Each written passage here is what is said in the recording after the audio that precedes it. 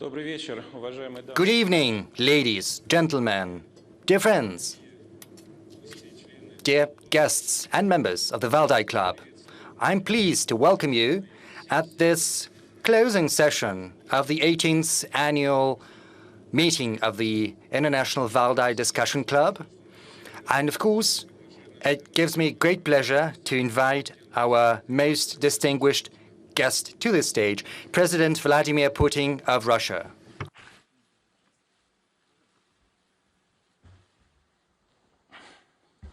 Good evening, Mr. President.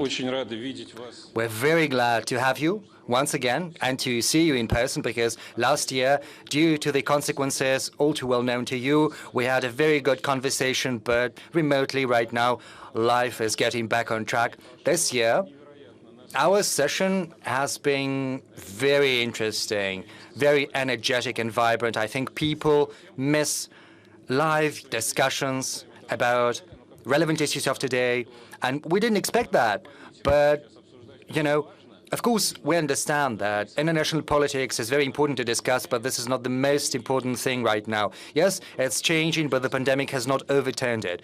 But the same does not go for how people live, how relationships are built between people, states, and societies. And there have been some fundamental shifts here, and it's been like a thread going through all our discussion. And I think we'll have a chance to talk about that. But for now, I would like to give the floor to you to address the audience.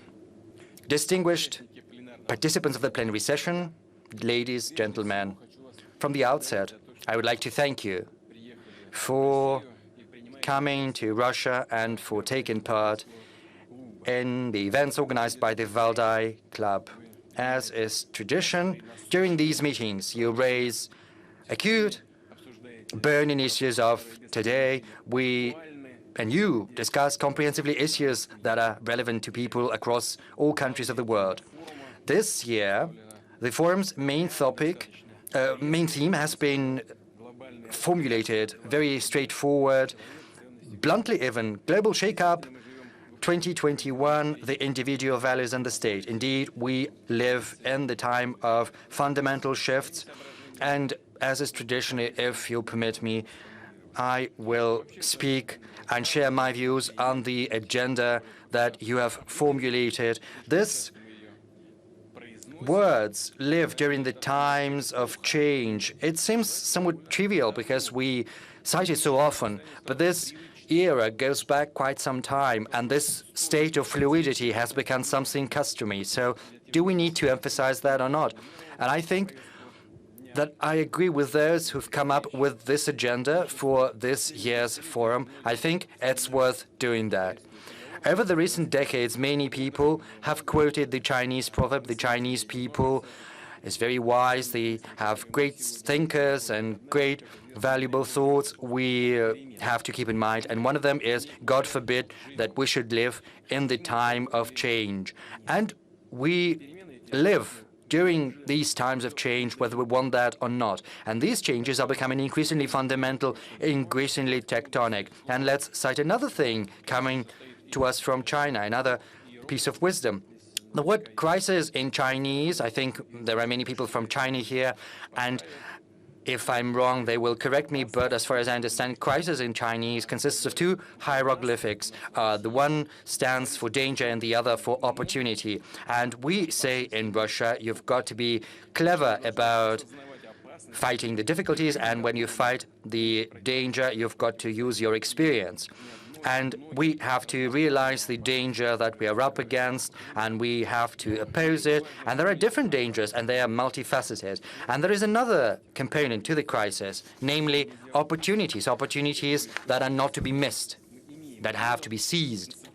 Especially because this crisis we are up against is of a conceptual nature, of civilizational nature. It is a crisis of approaches, of principles that underlie the very existence of humanity on Earth.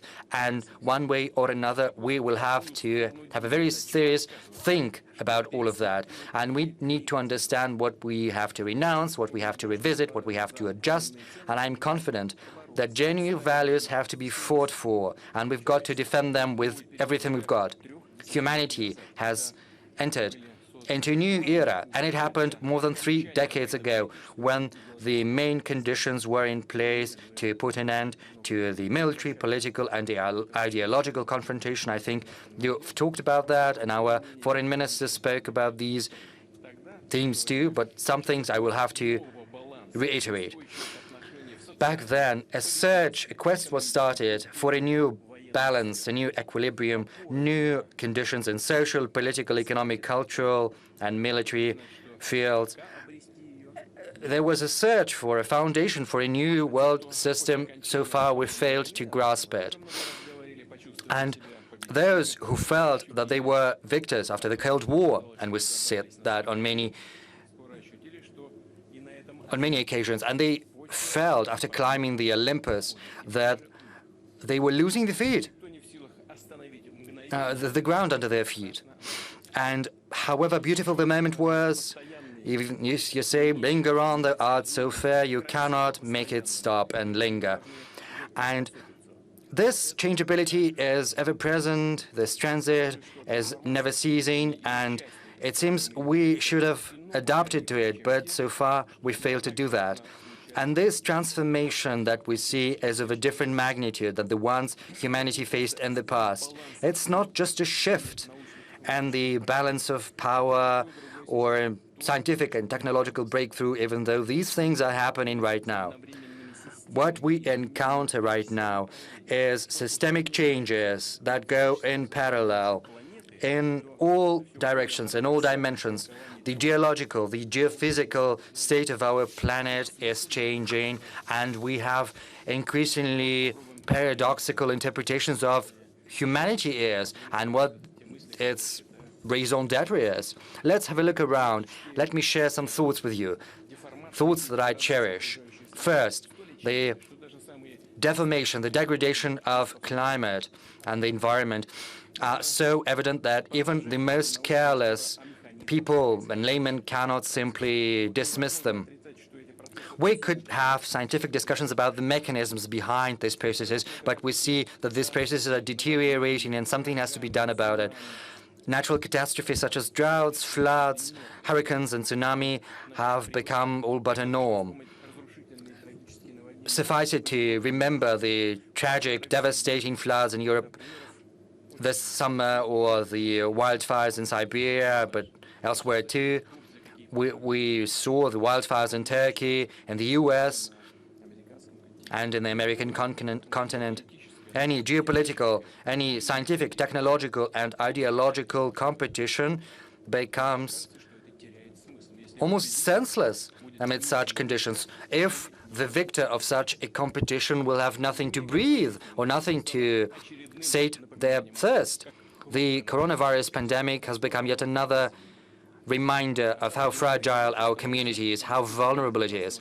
The main objective is to ensure safety and security of man and its stress resilience. In order to have greater chances of surviving the catastrophes, we need to revisit how we organize our life, our housing, how cities have to develop, what the objectives or the priorities of economic development are for whole countries.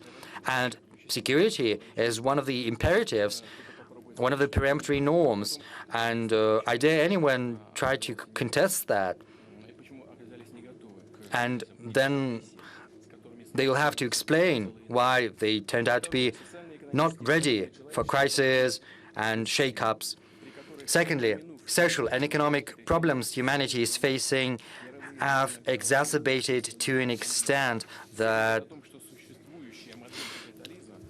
right now we see terrible consequences. And right now everyone says that the current capitalism model, which underlies social structure in the overwhelming majority of countries, has run its course, and there is no escaping the entanglement of controversies within the current model. Even in the richest countries and regions, we see a growing inequality of material benefits and also inequality of opportunities within societies and at the international level too. And I spoke about this most important challenge when I spoke at the Davos Forum earlier this year. And of course, All of these issues are fraught with deep social rifts. And a number of countries and a number of regions, people are facing a crisis of food. We'll probably get back to that, but there are grounds to believe that this crisis is only going to exacerbate, and it can take extreme forms. There is also the lack of potable water and electricity, and I think we'll get back to that as well, let alone such issues as poverty, high level of unemployment, as well as lack of proper health care. And countries that are lagging behind realize these issues very acutely. They despair of having a chance to catch up to the leaders. And this frustration is fueling aggression, pushing them into the ranks of extremists, and people who live in these countries feel frustration because their expectations have been disappointed. They feel that they have no prospects, not themselves, not just themselves, but also their children. And this leads to a quest for a better life, for uncontrolled migration, which in turn creates conditions for social discontent in countries and better off countries. I don't need to explain anything to you because you understand that and you probably know all of that better than I do. And also there are other acute social issues, challenges and risks in better off countries, in leading countries. And right now, this fight for influence is being relegated to the background because you've got to address your own problems first. And sometimes we see this blunt, aggressive reaction of society, especially young people, against the measures aimed at coronavirus. And we see that the infection has become but a trigger, whereas the roots of social discontent run far deeper. The pandemic of coronavirus was supposed to consolidate people in the fight against this great threat of the utmost magnitude, but instead it became a divisive factor. There are many reasons to explain that, but the most important issue is that people tend to traditional models which do not work, or to be more precise, they work, but very often they produce the obverse effect. Sometimes they lead to a worsening of the situation instead of improving it. On many occasions, Russia has come up with a call to put aside the ambitions there is no place for in this world and to work together. I believe we'll talk about that later. Let's talk about the fight against the coronavirus pandemic.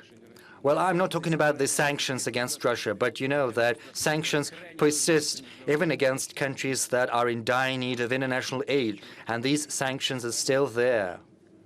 These restrictive measures are still in place. And what about principles of humanism that underline the Western political thought? In reality, it turns out to be nothing but blah, blah. Well, that's what we see when we look at it. Third, there is a technological revolution. We see great achievements and accomplishments in AI, power generation, communication, genetics, bioengineering, medicine, and they open up colossal information, but they also raise applied issues, spiritual, philosophical, moral, which only sci-fi writers were concerned in the past. When the technology will become better at thinking than human being, to what extent can we interfere into the human organism before humanity ceases to be themselves and turn into something else? What are the ethical boundaries in the world where science and technology have no bounds? And what will it entail for our successors and descendants, our children and grandchildren? And these changes are gaining momentum, and they're impossible to stop because this is an objective reality, and we'll have to respond to these changes. And all will have to do that regardless of your political regime, economic state, or prevailing ideology. Well, as far as words go, all countries say that they are committed to the ideals of cooperation, of working together against common issues, but that is just what the words say. In reality, something else happens. And as I said the pandemic has all but pushed forth and spurred on negative trends that came to the foreground a long time ago. Everyone is out for themselves, and this is a principle that has become the new norm, and some even boast of that, and selfish interests have prevailed over the common good. And this is not about the ill will of elites or some countries. Everything is far more complex and complicated. The world is not black and white. Every government, every leader are first and foremost accountable to their compatriots, their citizens. They need to ensure their security, safety, and welfare. That is why international transboundary themes will never have the same importance for the leadership of a country that internal stability has. And this is normal. This is the right thing to do. And we have to admit that world governance institutions are never as efficient as they need to be. They're not up to the task as far as the dynamics of global processes goes. And the pandemic has been a huge help in that, because it showed what institutions have potential and what needs a readjustment. And right now, we are up for a realignment of the world system, because the shares will have to be redistributed between growing, developing countries that felt left aside in the past. And right now, it's no longer the West that is dominated in the world affairs. Right now, it was but a short period of time. Right now, everything is far more diverse and diversified. We see a transformation. It's not mechanical. It's a unique process. And the political history has not known any examples when a stable world order emerged without a big war, not based on its outcomes, as it happened after the Second World War. So we have a chance to create a very good, benignant precedent, because we know that this attempt after the end of the Cold War, based on the West's domination, failed. And the current world order is a byproduct of that failure, and we have to learn the lesson. So what is the outcome we have arrived at? For 2 decades, the most powerful country in the world was engaged in military campaigns in 2 countries that were incomparable to it under any parameter. As a result, the country had to wind down its operation without achieving the objectives that it set forth 20 years ago. They had to withdraw from these countries, suffering and having dealt an important damage to others too. And the situation has worsened drastically. But it's not just about that. In the past, when a war was lost by one country, the other emerged victorious, and this victorious power assumed the responsibility. So the failure of the U.S. in Vietnam did not lead to Vietnam turning into a black hole. No. We saw a statehood emerge in Vietnam. It was relying on the support of a powerful ally. But right now, everything is different. Whoever is on top, the war never ceases. It only changes its form. And the alleged victor either doesn't want or simply cannot ensure peace building, peace rehabilitation. It only exacerbates the chaos and leaves vacuum. That is very dangerous. Colleagues, what are the starting points for this complicated process for the world realignment? Let me just succinctly share these thoughts with you. First, the coronavirus pandemic has showed that only a state can act as an element that gives structure to the world order. And the recent developments have shown that the attempts of global digital platforms, however powerful they are, we see testimonies to that. So these attempts to usurp political or state functions have failed. These are nothing but ephemeral attempts. And even the U.S. has shown the place to the masters of these digital platforms, and the same is happening in Europe. If you look at the fines against these companies, if you see the measures undertaken to demonopolize the market. You know about that. Over the last decades, many have been putting forth loud concepts, proclaiming the outdatedness of the role of states. It was said that amid globalization, national boundaries became an anachronism, whereas a sovereignty was a barrier to prosperity. But you know, I said that, and I would like to say that once again. It was said by those who relied on their competitive edges and wanted to open up borders of our countries. But when it turns out that there are others who can be more successful, these forces get back to shutting down their borders and closing them off to others. They are building walls. Don't we see that? Everyone says that, and everyone understands what's happening perfectly. And there is, no point in contesting that fact. It's evident. But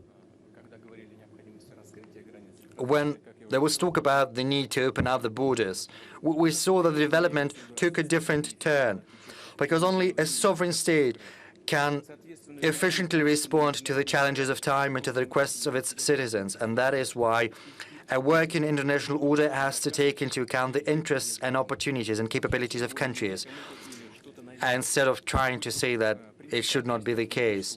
And of course, no one should try to obtrude anything on others, be that principles of social and political regime or values that are proclaimed as universals, because when we see a true crisis, there is only one universal value, and that is the value of human life. And how to protect that? Every state gives a response of its own based on its capabilities, culture, and tradition.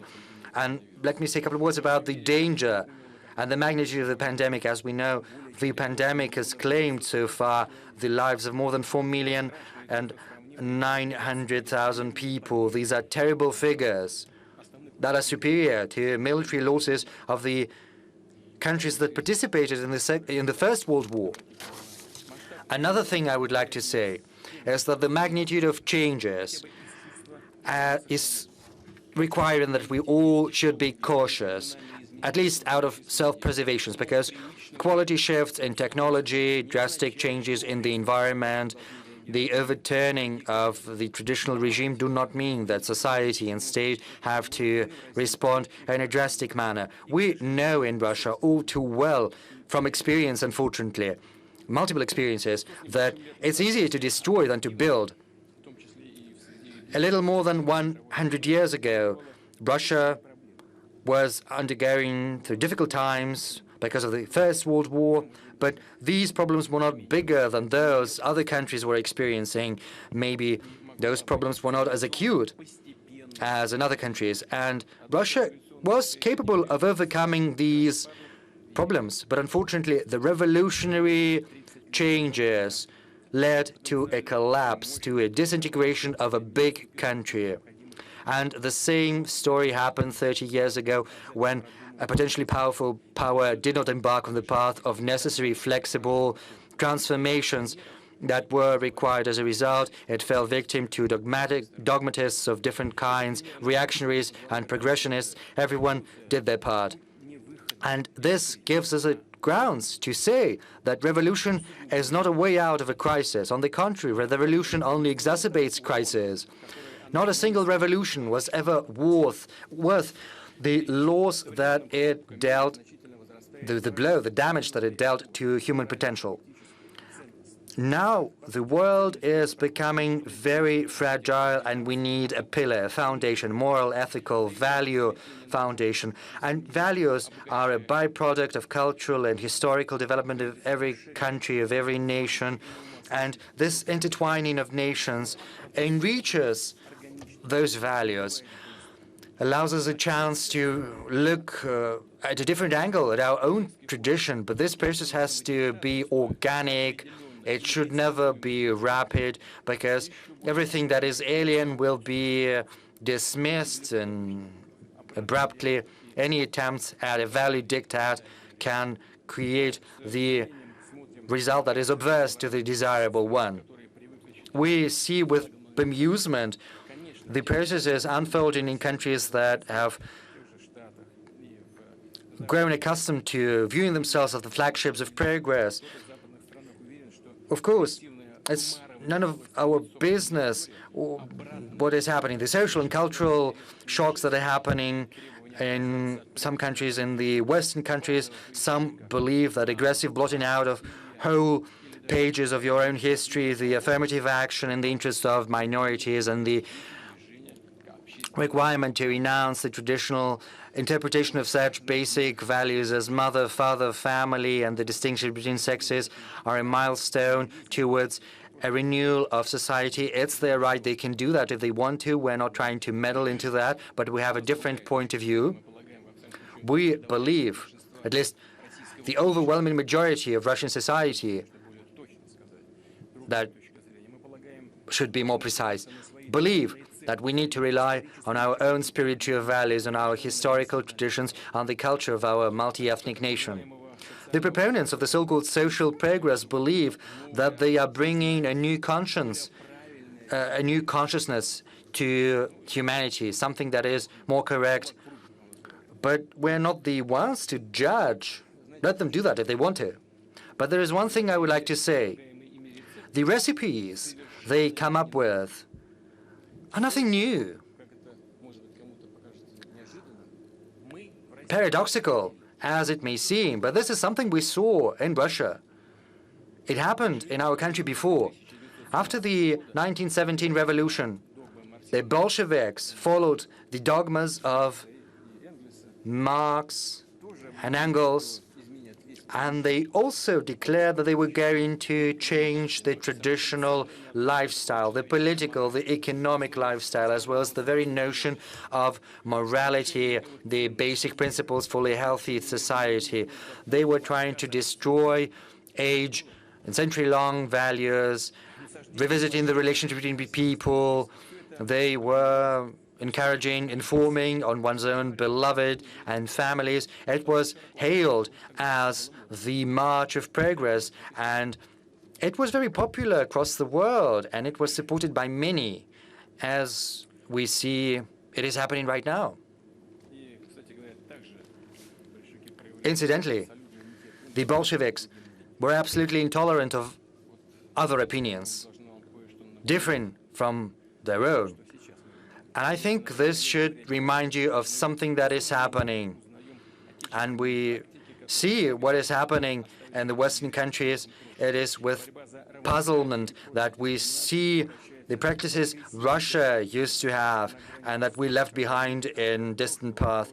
The fight for equality and against discrimination turns into an aggressive dogmatism, on the brink of absurdity when great authors of the past, such as Shakespeare, are no longer taught in schools and universities because they are announced as backward classics that did not understand the importance of gender or race. In Hollywood, there are leaflets reminding what you should do in the cinema, in the films, how many personalities and actors you've got, what kind of color, what sex, and sometimes it's even tighter and stricter than what the Department of Propaganda of the Soviet Communist Party Central Committee did. And the fight against racism, which is a lofty goal, turns into new culture, cancel culture, and into reverse discrimination, racism on the obverse. And it brings people apart, whereas the true fighters for civic rights, they were trying to eliminate those differences. I asked my colleagues to fight this quote from Martin Luther King, and he said, "I have a dream that my 4 little children will one day live in a nation where they will not be judged by the color of their skin, but by the content of their character." That is a true value. But I'm afraid this is not what we see in reality right now. Incidentally, in Russia, most of our countries simply do not care what skin color you have. He or she, that's not that important, because each and every one of us is a human person, human being. That's the most important thing. We see phantasmagoria brought about by this discussion in the Western countries about the rights of men and women. You know, the Bolsheviks were speaking about nationalizing not just the property, but also women. The proponents of new approaches go so far as they want to eliminate the whole notions of men and women. And those who dare say that men and women exist and this is a biological fact, they are all but banished. Parent number one, parent number two, or the parent that has given birth, or instead of breast milk, you say human milk. And you say all of that so that people who are not sure of their sex or gender are not unhappy. And I would like to say that this is not something new. In the 1920s, the Soviet Kulturträger came up with the so-called newspeak, and they thought that thereby they were building a new consciousness and coming up with new values. And they went so far that we feel the consequences up until now. There are some monstrous things when, from a very young age, you teach to children that a boy can easily become a girl, and you impose on them this selection, this choice. You push the parents aside and make the child take these decisions that can destroy their lives. And if we call the spade a spade, this is nigh to a crime against humanity, and all of that under the banner of progress. Well, some people just want to do that. In the past, I said that when formulating our approaches, we will be guided by the ideology of healthy conservatism, as it happened several years ago when the situation and the world arena was not as tense as it is right now, but the clouds were already on the horizon. And right now, the world is undergoing through structural shifts. And right now, this healthy, sensible conservatism as a political course has become increasingly important, especially amid the growing number of risks and dangers and the fragility of reality around us. The conservative approach is not reactionary. It's not fear of any change. It's not trying to preserve the status quo. It's about relying on time-tested tradition, on preserving and multiplying our legacy, our heirloom, and also realism in assessing yourself and others. This is about an accurate system of priorities, understanding what's necessary and what's possible. It's about rejection of extremism as a method of work. And we do not know when this world realignment will end. And until it ends, until the world realigns, we have to stick to this conservatism. Because we have to remember this medical principle, do no harm, noli nocere, as it goes in Latin. And we believe this is the most sensible choice so far. And I would like to say that for Russia, these are not just theoretical constructs. These are lessons that we learned from our tragic history. We know that the price of social experimentation sometimes is too high, it's exorbitant. These social experiments can destroy material and spiritual pillars of human existence, leaving nothing but moral ruins that can give ground to no new construction. And last but not least, without a close international cooperation, it's impossible to address the most acute problems. And we've got to be realists. We know that most beautiful slogans about the global solution to global issues that we've listened to since the 20th century, they will never come to pass because such global solutions require such a big transfer of sovereign rights of states and nations to supranational structures that I do not think anyone is willing to go that far. And besides, politicians are accountable not to global community, which is a very vague concept, but to their citizens, to their voters. But this does not mean that we cannot somewhat limit ourselves to give a global response to universal challenges, because a global challenge is a challenge to everyone and to all at once.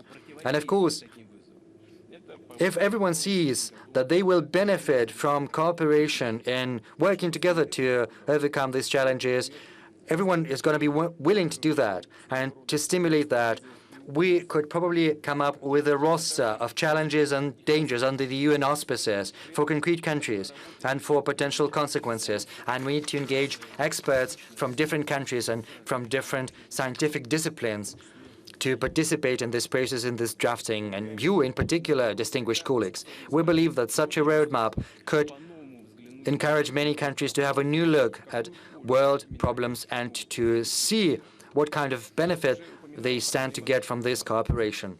I mentioned the issues of international institutions. Unfortunately, this fact is becoming increasingly obvious.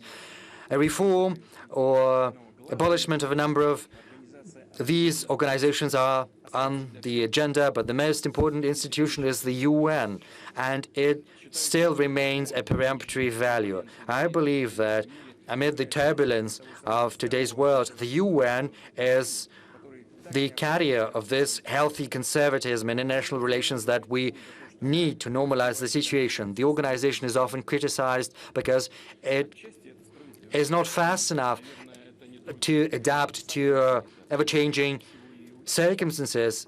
Well, it's justified to an extent, but the blame is not on the organization itself, but also on its participants. This is an international structure that carries norms and the very spirit of norm production. It's based on equality. It takes into account the opinion of each and everyone, and we need to create and preserve this heritage. Yes, we've got to reform the organization, but we should not throw away the baby out with the bathwater. And on many occasions, I spoke from a high podium and from Valdai too, because Valdai is a very authoritative platform, colleagues. We have to recognize that. And I spoke many times, and the problems are piling up. They become increasingly explosive, so we need to work together. So once again, I would like to take this opportunity to say that we are willing, we are ready to work together to address the most acute common issues. Distinguished colleagues, the changes that we've spoken today and that were discussed before this plenary session concern all nations, all peoples, and Russia is no exception. Just as the rest of us, we are searching for a response, a solution to the most acute challenges of today, and there are no ready-made recipes, but I'll go as far as to say that our country has a competitive edge. And that competitive edge consists in our historic experience. And I spoke about that on many occasions throughout my today's remarks. And I had to remind you of many negative lessons that we learned in the past. But our country has come up with a collective immunity to extremism that leads to shocks, social and political collapses. People highly value stability as well as a chance to develop steadily. They like this confidence that their plans, their hopes will not come down crashing because of careless aspirations of a new batch of revolutionaries. We still remember all too well what happened 3 decades ago and how long it took us to climb out of this hole that we found ourselves in after the dissolution of the USSR. And our conservatism is that of optimists, and we believe that a steady, stable development is possible. But of course, it comes down to us, to our own efforts, and we are willing to work with our partners for these lofty ideals. I would like to thank all the participants once again, and as is tradition, I will be glad to take your questions. Well, I'll try to answer your questions. Thank you.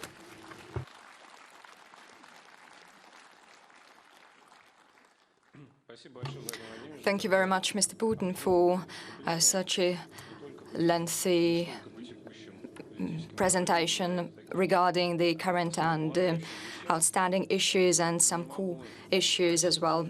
I cannot but ask you, in the wake of your words, on several times you've said about the historical experience, conservatism, healthy conservatism and traditions. Are you not afraid of unhealthy conservatism? Where is the border between that when traditions become a burden? Well, anything can be turned into a burden if you are not careful enough. But when I speak about healthy conservatism, I recall Nikolai Berdayev, whom I've mentioned on numerous occasions. This is our well-known philosopher who was expelled from the Soviet Union in 1922.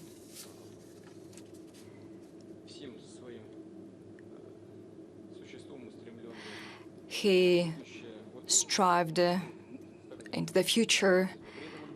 He stood for conservatism as well, and probably I will not quote him fully, but conservatism is not that something that allows us to move forward, but this is something that prevents from moving backwards to chaos. If this is how we will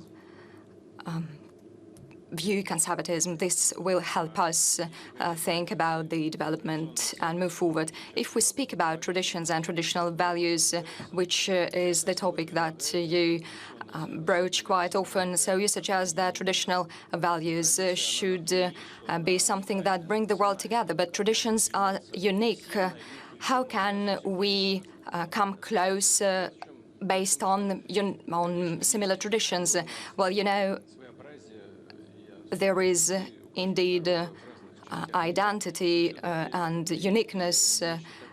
Different peoples feature that, but there is something that brings us together. We are all human beings and we want to live, and this value is absolute. And the same is true for the family values, because this is about the continuation. Do we want to live? Do we want to exist or not? If we don't, well, okay. It is very important to adapt the value, to adopt children, but for a child to be adopted, someone should give birth to him or her. This is the second very important value, and there are many others. You are very intelligent people here, so you understand it very well. So based on these common values, we should build something that we can work on. Okay, good. You said quite a strong phrase that the current capitalism has exhausted itself. Many people think like that as well, but you turn to the probable experience of the 20th century, and we rejected capitalism, but it led us to no good. So where are we moving from that capitalist scheme? Well, I have already said that there are no ready recipes. So what we can see now at energy markets, for example, this is actually the manifestation of the capitalism which does not work. The market can regulate itself, but, well, 1,500 US dollars for 1,000 cubic meter of gas. How can it regulate itself? When everything is stable, when everything is fine, almost all economies of the world, the participants of economic activities require more freedoms and states less participation in the economy, but only when actors face difficulties, global difficulties, everyone asks for the states to interfere. I can remember it very well when in 2008, 2009, when we faced the global financial crisis. I was the head of the government at that time, and I spoke to many successful entrepreneurs, and they were ready to give their companies only for 1 ruble, although it cost millions of US dollars. Why was that? They had to assume responsibility for the future of their enterprises, and it was easier for them to retain what they had already got, but shift responsibility onto others. And then we agreed that the state will lend a hand and assume some responsibility. We managed to find a solution together with entrepreneurs, and as a result, biggest private companies were bailed out, and the state got money as a result. Because when they found themselves in good conditions, when they managed to get afloat once again, the state got the revenues. Probably it is here that we can find common solutions, and we can adopt the experience of other countries of this partnership between the state and the private sector. And China is a good case in point, because the Communist Party has a leading role, but still the institutions, economic ones, function very effectively. This is quite evident. There is no ready recipe, and the capitalism does not work, and I have provided some examples of that. You know, it resembles art. You know? Yes, it is. Indeed it does, and we should feel at what period of time we need to take advantage of that, whether to put more salt or sugar in that, being guided by the common principles that we look at when financial institutions like the OECD or the IMF come up with them. So we should look at them. And where are we? So we look at them and come up with plans, and this is how we should do. By the way, over the past years, when we have tried to adverse the negative effects of the pandemic, we've managed to do that indeed, and we can see that other countries have shown good results as well. It seems that we have been building the optimism of conservatism. You know, we should build social welfare states, actually, like Europe has been doing, and for us it's very important as well. Here I'm speaking about the difference in the incomes of our citizens, but it is not only our problem. And just look at the situation in Europe, in the United States. There is a gap as well, and the main benefits went to those people who were already well off, and they have become only richer, unlike the middle class and the people with the lowest income. In the United States, it is very evident, and in Europe, this is a little bit less obvious. And the last question from me then. You have said about the UN's valuable role in the international relations. Well, it is quite clear, although many have criticized it, and your counterpart, Mr. Erdogan, said the other day that the United Nations Security Council should be taken away because the group of victorious states monopolized the power. Do you agree with that? No, I don't. He has come recently to Russia, and we have met. I have looked through his ideas. I agree with some points that he has made, but still, well, it is clear why he says this. He believes, it seems, that Turkey could have also become a UNSC permanent member state, but it's not Russia that has to decide.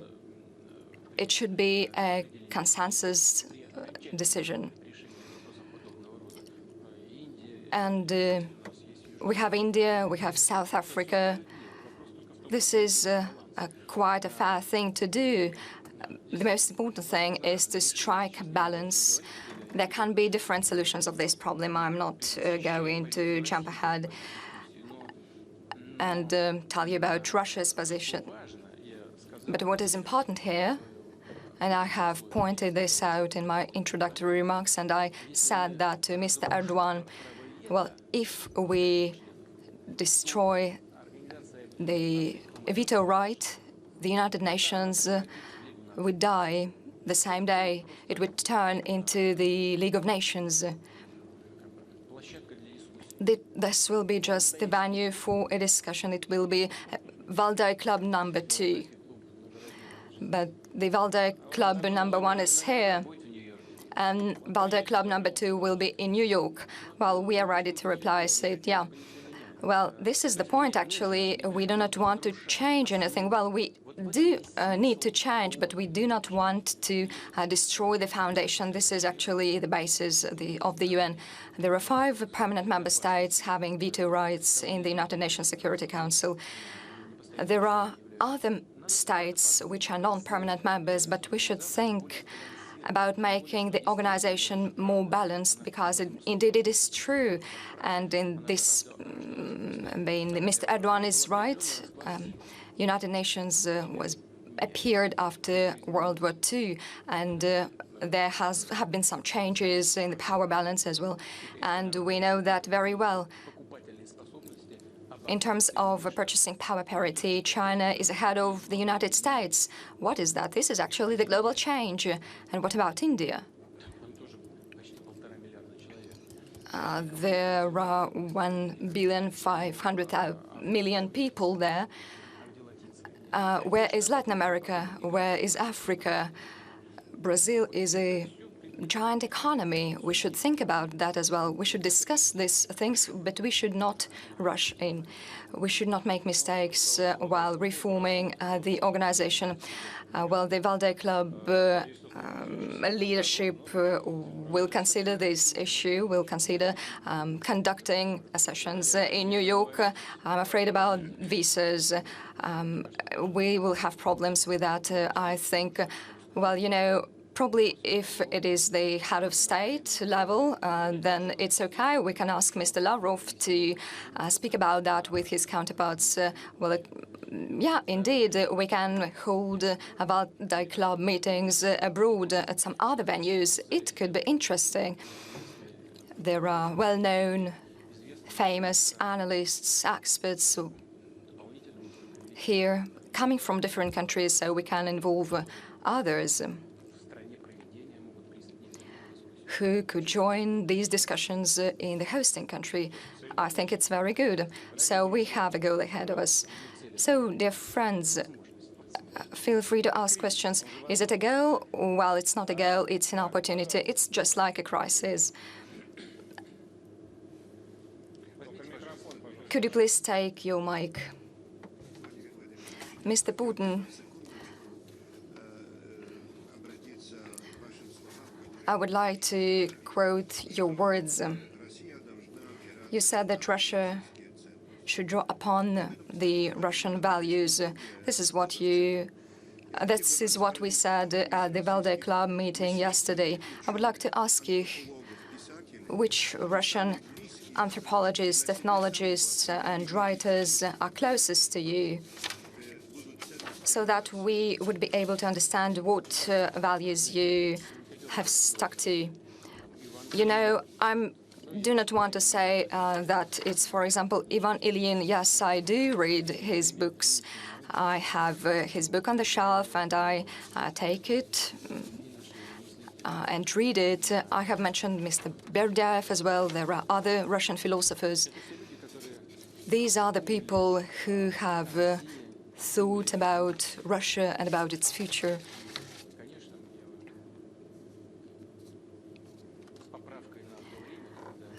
We should take into account the time when they worked.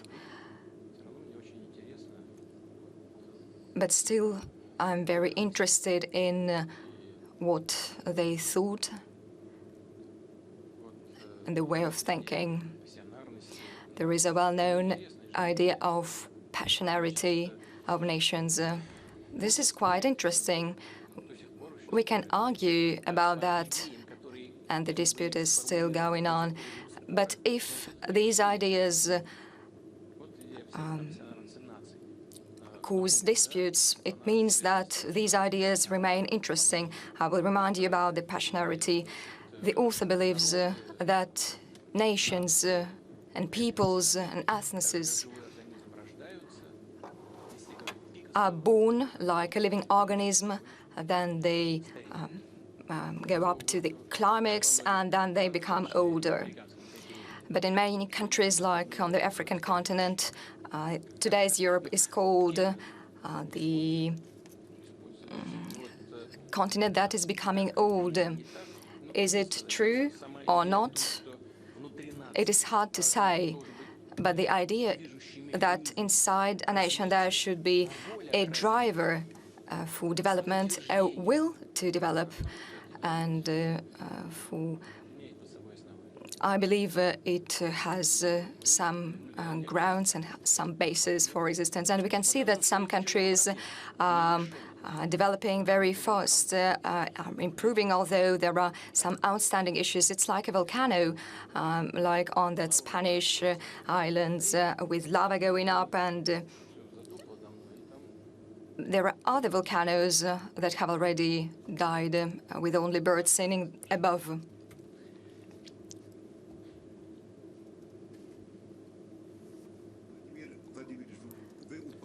Mr. Putin, you've mentioned Lev Gumilov. And in 1979, I got his first book that was published at that period of time by himself. Yes, indeed, that was a tradition.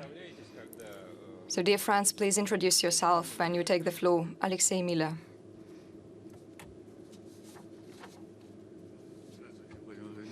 Good afternoon, Mr. Putin. Alexei Miller, historian, the European University of St. Petersburg. So we have two Alexei Millers. This is how rich Russia is. Well, 2 years ago, you were asked at a Valdai Club meeting about the resolution of the European Parliament, which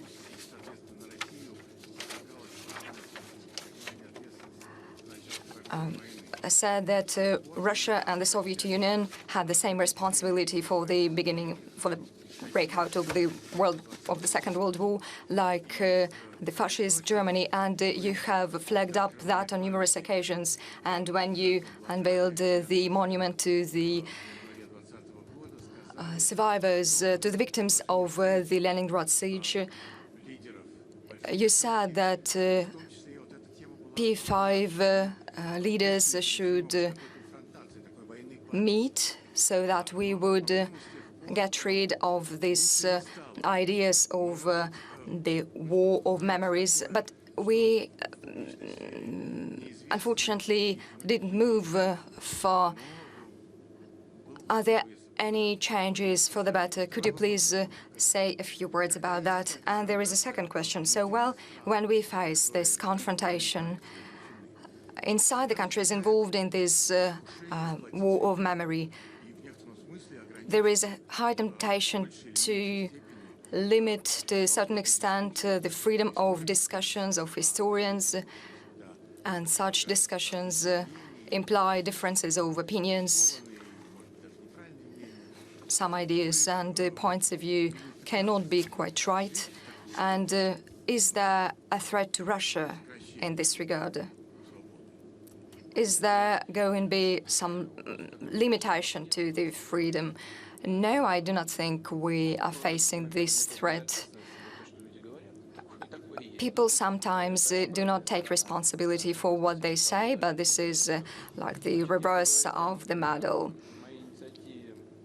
If you talk about my initiative to convene the meeting of the P5 leaders, well, it has been supported by all the leaders of the permanent member states of the United Nations Security Council. other problems emerged related to the differences inside the P5. They are not about Russia. And then we had this pandemic of COVID-19, and it became more complicated. But there were positive views of the meeting. Hopefully, it will take place sometime. It will be for the better. It will be useful. We have been discussing it with our U.S. partners, our Chinese friends, and the French as well. By the way, the French president supported this idea straight away. And the United Kingdom as well. There are ideas about the content, the details of the meeting, but the idea has been supported by and large. And hopefully we will hold the meeting if everything is fine. As for the historical memory in general and the historical memory related to World War II, you know, I'm ready to speak about that myself and provide reasoning.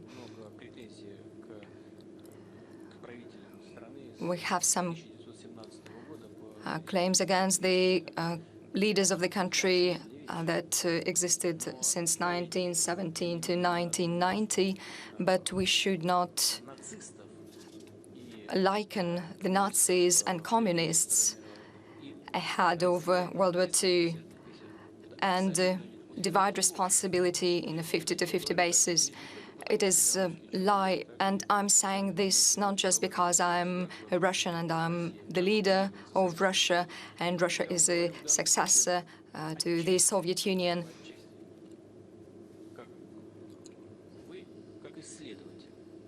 I'm saying to you as a historian, I have read the archives.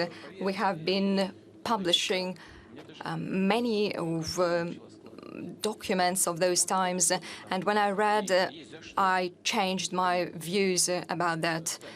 And we have something to blame Stalin for the concentration camps and many other bad things, but the Soviet government did its utmost to prevent the beginning of World War II. And some would say that they were not ready for that, and that is why they were trying to prevent it from happening. But they did try. They were also fighting for preserving Czechoslovakia, and they are also raising the issue of protecting the country's sovereignty. It's no secret. You know, we're opening up the archives right now, and we read about the reaction of France to the then developments, in particular with regard to the Munich meeting with Hitler, when the leading European politicians met with him in 1938. When you read that, you see, of course, attempts at distorting the events can happen, they always happen, but you need to read the documents in order to make an informed decision. There are discussions about what happened in 1939, and when you say, just look at what happened a little before that, you participated in the partitioning of Czechoslovakia together with the Germans. You were the ones who set the spark to the powder keg. I read the archive documents that ended up in Russia after the Red Army swept through Europe. Those were French, German documents. So it was basically an agreement on partition in Czechoslovakia, an agreement on when the troops were to be introduced into the country. And then they're trying to shift all the blame on the Soviet Union. But it's just not true. It doesn't fit the realities, nor the truth, nor the facts. So who was the aggressor? Who was the one who started the war? Was it the Soviet Union that started a war on Germany? No. Yes, there were these secret agreements between Germany and the Soviet Union. Incidentally, I would like to draw your attention to the fact that the Soviet troops entered Brest when the Germans were already stationed there. The latter just moved a little bit and the Soviets came in. So we have to have a very calm, informed discussion with reference to documents. No one is blaming the then Polish leadership, but we cannot allow that such blame is placed on the Soviet leadership either. Besides, on June the 22nd, 1941, Germany attacked the Soviet Union, and let's not forget who stormed Berlin. That was not the Germans nor Americans, not the British, nor the French, nor the Americans. It was the Red Army. And no one should forget about that, and it's an undeniable fact. 1,100,000 people died around Stalingrad. The UK losses stood at 400,000, less than 500,000 in the US. 80% of the Wehrmacht was destroyed by the Red Army of the Soviet Union. Did you forget about that? Well, no. No one forgot anything. It's just there are some who are trying to use these developments of the past, the events of the past, to address the short-term issues of today. And this is bad, because such manipulation of history never leads to anything good. Well, at least it never leads to mutual understanding. Yes, Arietta Moscatelli, please. Arietta Moscatelli, Italy.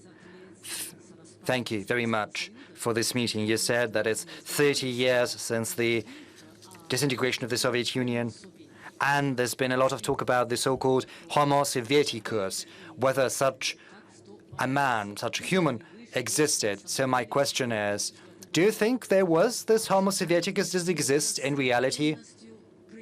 Do you think Russia has entirely overcome the Soviet social experience? And if you don't mind, I would like to ask you, what remains as a legacy from the Soviet time in your life?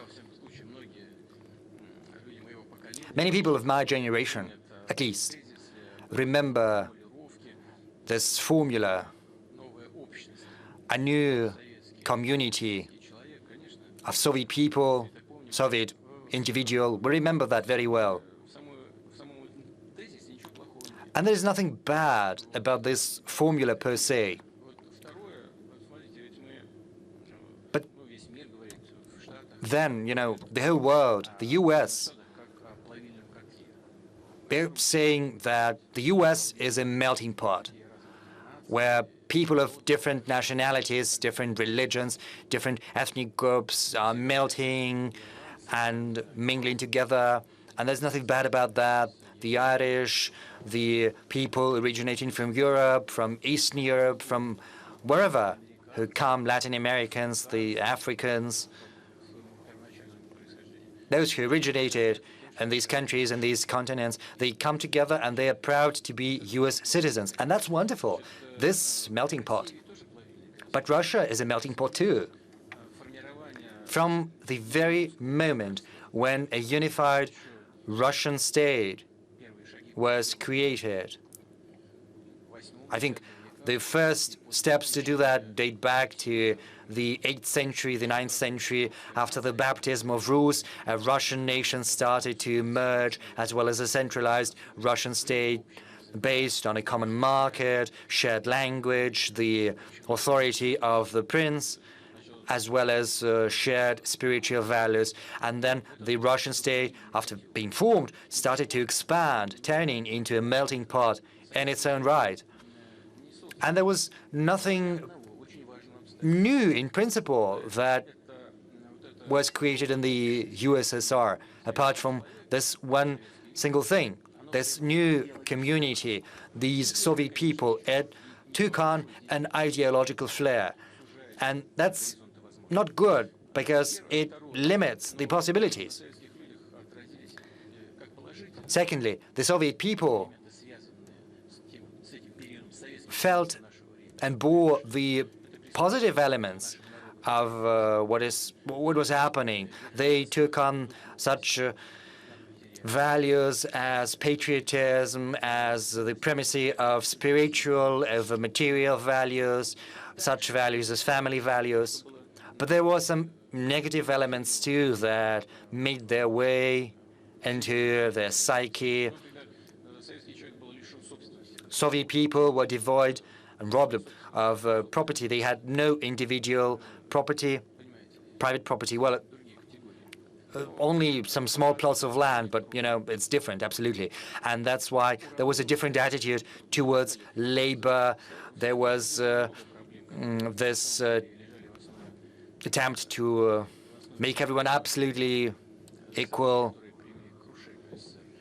uniform. There were some elements, and some of them led to the fall of the Soviet Union, but it would be wrong to say that all of that is only black and bad. That would be just improper. Even though I do know there are people who are trying to denigrate everything, criticize everything. Well, probably they should be dipped themselves into something that doesn't smell that good. So there are good things, there are bad things too.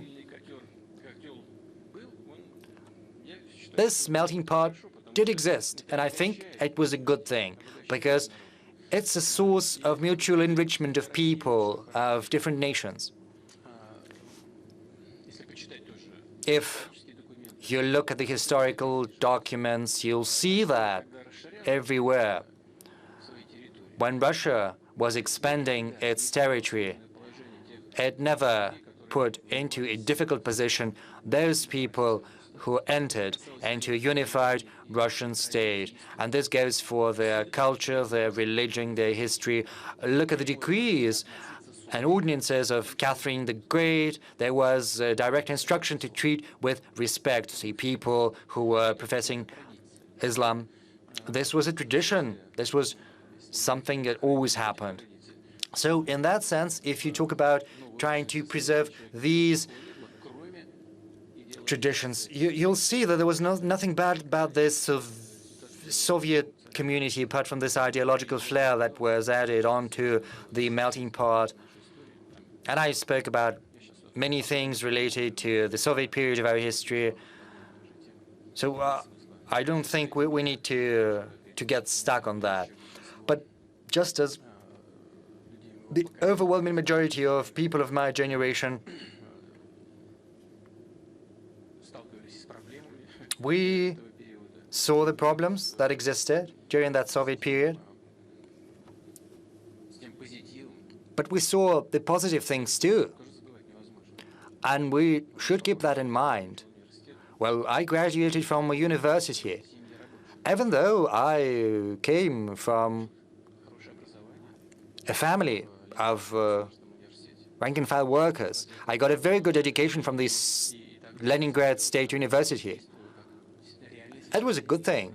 There were mechanisms that acted as social lifts, education in particular. And during that time,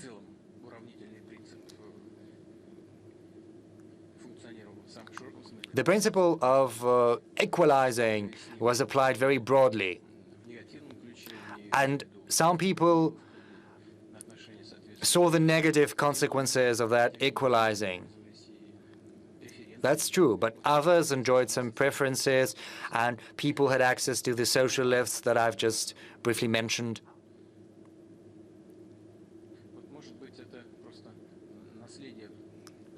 Maybe this is the legacy of preceding generation. Maybe this is something that was cultivated in the Soviet Union. I just remembered my family. They were very simple people, but they never spoke in slogans. But I remember all too well that even in everyday life and the family, when speaking about different problems or issues, and I would like to underscore that, in this popular manner, not in a sophisticated way. They treated their country with the utmost respect. And this was not a patriotism for show, not ostentatious patriotism. This was inside the family. It was something inherent, something inborn. And I think I have the right to say that such positive qualities were cultivated in the overwhelming majority of the Soviet people, as well as other nations of the Soviet Union. And it's no coincidence that more than 70 people voted in favor of keeping the USSR. Because many people that became independent after the dissolution of the USSR regretted that, genuinely. But we have what we have. We recognize the current realities. But as far as this Homo Sovieticus goes, well, I think I've spoken enough about that. Thank you. This year, we have a very special Valdai Club, because for the first time in history, we have a Nobel Prize winner, a Peace Prize winner. I would like to give the floor to Dmitry Muratov. Good afternoon. Thank you.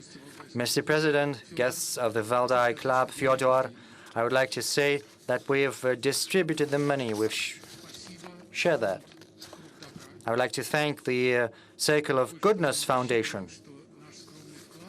Moreover, we hope that our modest contribution will help us draw attention to our cause, because once children hit 18 years, those people covered by the foundations will no longer get the support. But as far as I understand right now, the Circle of Goodness is willing to extend their mandate, and also the House with Lighthouse, Viera Hospice, Give a Life Foundation, as well as Anna Politkovskaya Foundation, and another fund helping the media. And that's it. So we've distributed the money among these institutions. I think this award is also something for our country, even though I think of myself as an imposter, but I want this award to help our country. And I hope it's going to be useful. And if you don't mind, I will ask a question now. I listened very carefully to what you said, Mr. President. During the Russian Energy Week, you spoke about the foreign agents. You said that Russia was not the first to adopt such a law, that the U.S. adopted such a law in the 1930s. But it doesn't mean that Russia has to adopt every law that the U.S. adopts. So my question still stands for these foreign agents. There are dozens of human rights defenders who were included into this register, and it also applies to hundreds of thousands of people who read those journalists and defenders. So I think this is a very grave matter. You've just mentioned the Leningrad State University, and I would like to tell you that your education will give us a chance to understand one another, because this law has no resort to court. You are dubbed a foreign agent, and there is no adversarial justice. There is just a stigma. There's no argument between two parties. And it's a stigma, you know, like the stigma that was put on the shoulder of my lady in Three Musketeers, you know, but when she was executed, they read out the sentence to her before she was beheaded. But we do not have this luxury. As far as this law concerned, we do not have even a warning that starting from tomorrow you will become a foreign agent, and many treat foreign agents as enemies of the people. I remember when I was part of the guard service, and I know that the watchman first makes a warning shot upwards, and only the convoy and a camp shoots without warning. I think we need to look into that, because the criteria are so blurry there, such as getting organizational and methodological support. So I take a comment from a member of the Valdai Club, and if this member represents another country, what does it mean? Does it mean that I become a foreign agent? Well, they make the announcements on Fridays, and I would like to remind you that tomorrow is a Friday.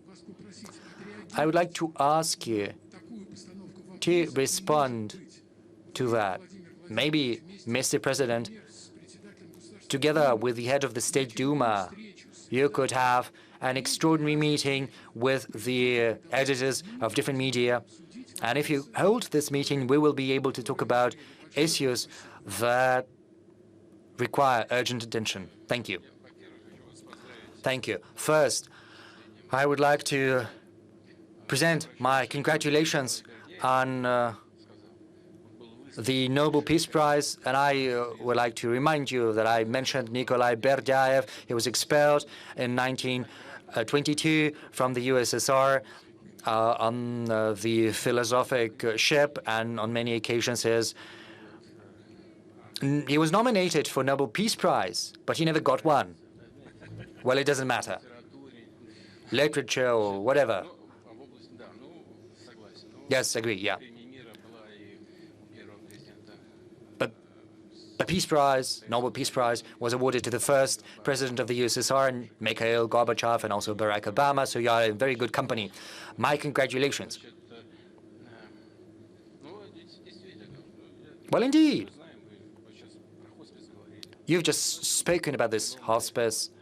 I would give the Nobel Prize to you just for this single thing, because you are doing a noble work.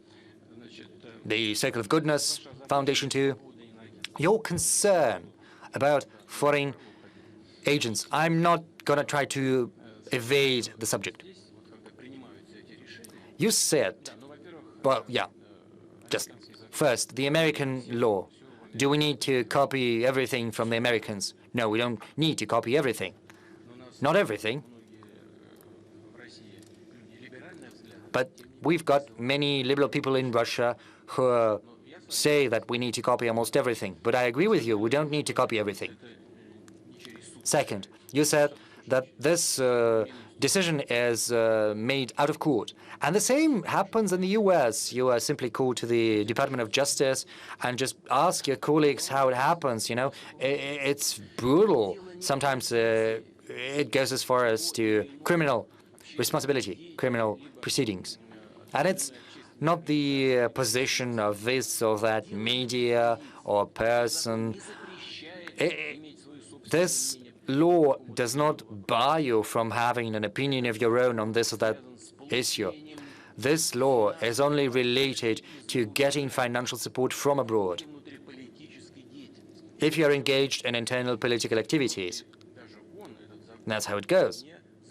But even this law does not prevent you from engaging further in internal political activity, but you simply have to declare where the money comes from. Russian society has to know that this person has this or this position, his attitude towards internal political processes is this or this, and he or she gets money from abroad. And this is the right. Russian society is entitled to know that, and this is where it comes from, all of this. So when you said that there is no ruling of court, well, it's like this, but you've mentioned My Lady who was beheaded, but we are not beheading anyone. This is not how it works here. But you are right in one thing, and I'm not going to argue with you on that because it's true. Well, probably once again we will look into these vague criteria. Quite often it happens, and by the way, my acquaintances told me about that, who were engaged in charity activities. So they were announced foreign agents, and by the way, I know that our colleagues in the Human Rights Council say the same. I instruct the members of the State Duma and other governmental bodies to be very attentive to this instrument and mechanism. Thank you very much for flagging this up. We will look into that. Thank you. Mr. Putin, a follow-up question. Are you not afraid of any excess? No, I am not afraid. So then we are. Well, you former KGB officers, well, you know them very well. Well, I do not know every one of them. When I was a director, I called our operatives and I read the dossiers myself, but I'm not working with this now. Well, their psychology is understandable. The ideas are very, very understandable. It's better to overdo than not to do enough. Are we going to be engaged in some blanket accusing different companies of getting money from abroad?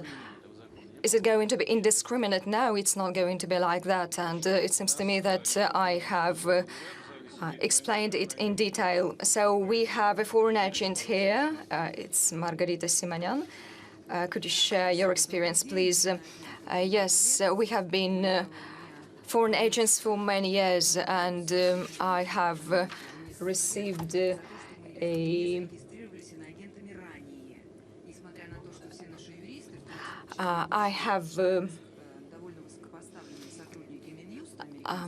I have been told, and by the way, Dmitry, thank you very much for broaching up this topic, and we are told that this law is not about us because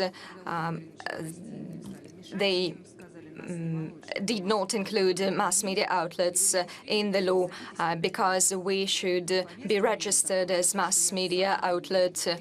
And I have received a spine. So I have received a subpoena to come to law, and this is actually a very strict law which carries a 5-year sentence. And this law in the United States has some consequences and sanctions are imposed. For example, your accreditation is revoked, your accreditation to the Congress is revoked, and you cannot go anywhere, either to this meeting or that meeting, nowhere. Yes, and people are nodding. They know that very well. You actually work like underground there, and we will continue to work like that in the future. Mr. Putin, thank you very much for your healthy conservatism.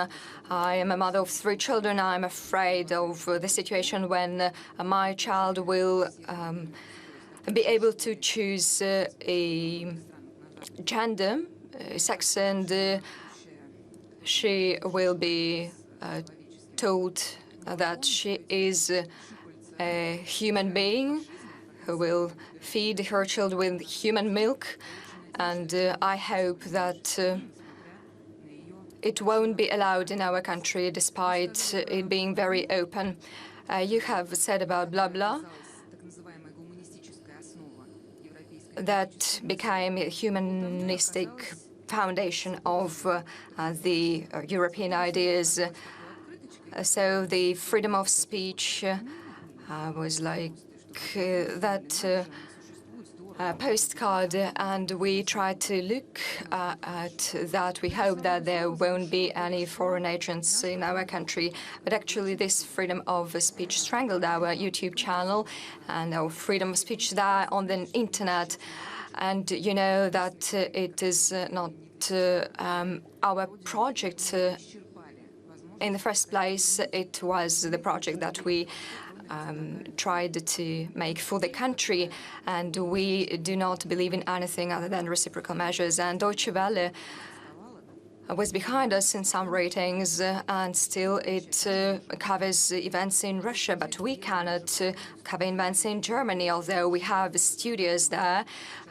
We have been working with the audiences, but suddenly, without any trial, in a second, without any grounds, our initiative was thwarted. So we ask you, Mr. Putin, to protect us, and we can see no other way than reciprocal measures. And there is another question. There was a Congress of Compatriots taking place in Moscow, and I asked colleagues who were there. Those were the people who protect the Russian language in other countries of the world, who are ready to sacrifice themselves for that very high purpose. So there were some people who wanted to get the Russian citizenship, but they could not. There were many people like that, and we spoke about the possibility for the Donbas people to get Russian citizenship. Cannot we make it easier? Well, the Greeks, the Germans were not afraid, were not ashamed of that, of providing citizenship to the people who wanted that. So, okay, as for the reciprocal measures, I believe that we should be more careful. And if someone makes mistakes like that, and I believe that this is a mistake when we talk about closing down the channel or creating conditions when it's impossible to work. I know that bank accounts were closed. Actually, many tools have been used. That's like a blanket bombardment. Yes, I know they did everything to prevent you from working there. I know that they infringe on the freedom of speech. It is bad, but the fact that they are doing this makes you think that since you are banned to work there, it will raise interest to you. Well, yes, there is that interest, but people have no opportunities to watch our channel, YouTube channel. Yes, I understand. As for the reciprocal measures, I do not think they should not be counterproductive. As for the Russian citizenship, well, yes, you're right, and my position is as follows. We need to improve this tool.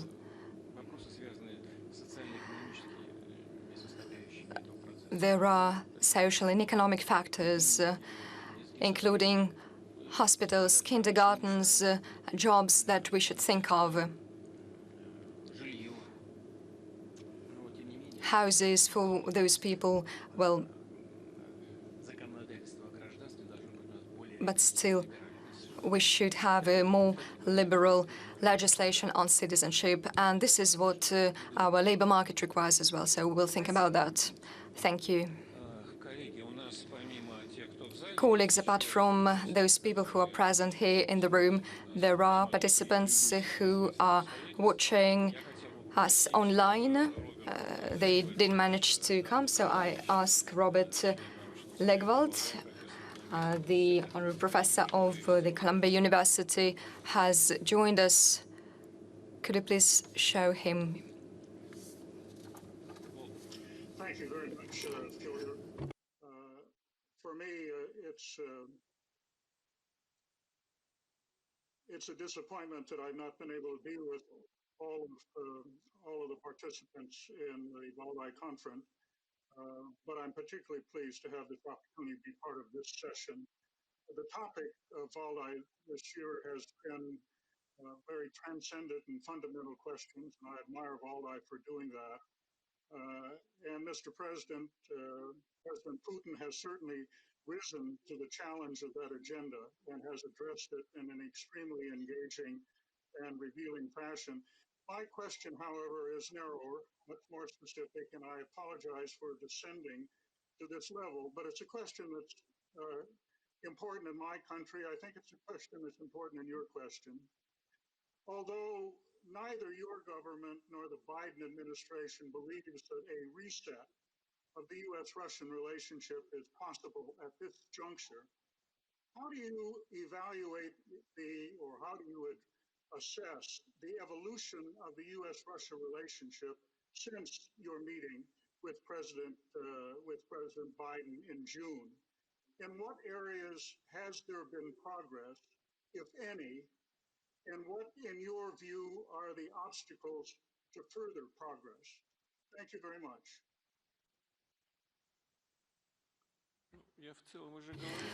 So I have already answered the questions like that. I can only repeat myself. However, there are some things that I can say right now about the developments. The Geneva summit was productive by and large. And it seemed to us, when I say us, I mean my colleagues, so it seemed to us that the American administration is interested in rebuilding their relations, so at least in some areas. So what did we agree upon? We agreed to relaunch the consultation on strategic stability, and they started indeed. They are ongoing. And there should be also consultations on cybersecurity, and they have started at the expert level as well. So we should say that the number of questions and issues that we have agreed upon is not that big, but still we have managed to agree upon something, and it's a big progress. And the American administration and Russia have been implementing the plans and have been moving forward. And as we know, it is always a message, a systemic signal. Look, our trade turnover increased by 23% in many areas. It is an indirect influence of our meeting in Geneva. So by and large, we have taken the right route, the right path, and I'm not going to speak about some unfortunate things. We have always said that we are making a one step forward and two steps back, but by and large, on some most important areas, we have making a headway. So it's like that. Thank you. So since we are living in a new world, we have the world of digital technologies. We have a colleague from Beijing, Mr. Chou Bo. Mr. President, it's really my great honor to ask you this question. First of all, let me thank you for this opportunity. I will ask you something about Afghanistan. Afghanistan lies in the heart of the Shanghai Cooperation Organization. So if Afghanistan has a problem, then the Shanghai Cooperation Organization has a problem. Now the United States has withdrawn from Afghanistan. So how can Shanghai Cooperation Organization, which is led by China and Russia, united with other countries to help Afghanistan to achieve political stability and economic development? Thank you.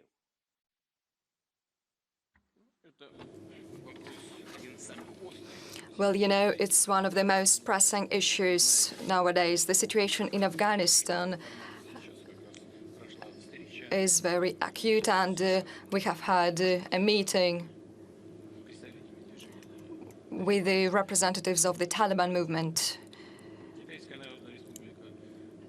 and the People's Republic of China has been working on Afghan issues as well, quite actively, and for us all, it is a very important issue because Russia and China believe that it is very crucial to have a calm and developing Afghanistan close to our borders. Afghanistan, which is not a source of terrorism or radicalism of any kind. So we can see what's going on in Afghanistan. And unfortunately, there are still terrorist groups like ISIL, and some Taliban movement representatives have fallen victims to the attacks, and the Taliban movement has been trying to get rid of these radical elements. And for Russia and China, it is very important to ensure stabilization, and to achieve this, we need to help it restore the economy, because there is another big problem, which is drug trafficking, and 90% of them go from Afghanistan. If terrorists have no money, how are they going to fund the activities? And the Taliban needs money as well. And Russia and China and other SCO member states should help Afghanistan, but the main responsibility is borne by those who have been there for 20 years. The most important thing that we can do now is to unblock the financial assets to let Afghanistan solve all the top-of-mind issues. There are projects that we can implement there. They're related to ensuring internal security, for example, and our special services maintain contacts with the corresponding Afghan structures. And within the SCO, it is important to start this work. And Tajikistan and Uzbekistan are Afghanistan's neighbors. And our military base is in Tajikistan, which was established on the basis of a Soviet Division 201. So bilaterally, we will continue to engage in this work with China and try to establish and build dialogue with the corresponding structures. And we will continue to do so within the SCO by investing money and creating conditions for our citizens feeling safely there, regardless of the developments in Afghanistan. Thank you. Mikhail Pogrebinsky. Thank you, Fyodor. Thank you, Mr. President. I'll try to ask a question, the response to which I think is awaited by hundreds of thousands of people. You remember the Chinese proverb of how bad it is to live in the time of change. And Russia has been living in a time of change for the last 3 decades, and right now the situation is becoming increasingly difficult, what with the pandemic and the winter. Just, you know, recently Lloyd Austin, head of the Department of Defense of the US, brought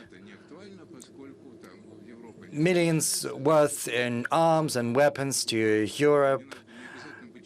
And you don't need to be a NATO member to deploy the infrastructure of American or US infrastructure in Ukraine. I think this process has already started with the visit of Lloyd Austin to Ukraine and the transfer of weapons. You wrote in your article that the transformation of Ukraine into anti-Russia is unacceptable to millions of people, and that is corroborated by the polls, because more than 40% of people have a very good attitude, a good attitude towards Russia. But the transformation has already been triggered. Maybe a lot of headway has been done in that direction, which I think is a very dangerous way. And I think if this thing with NATO-related infrastructure continues to be implemented, then this process of turning of Ukraine into an anti-Russia, the process that is still shaky, would be consolidated and would be like that for many years to come.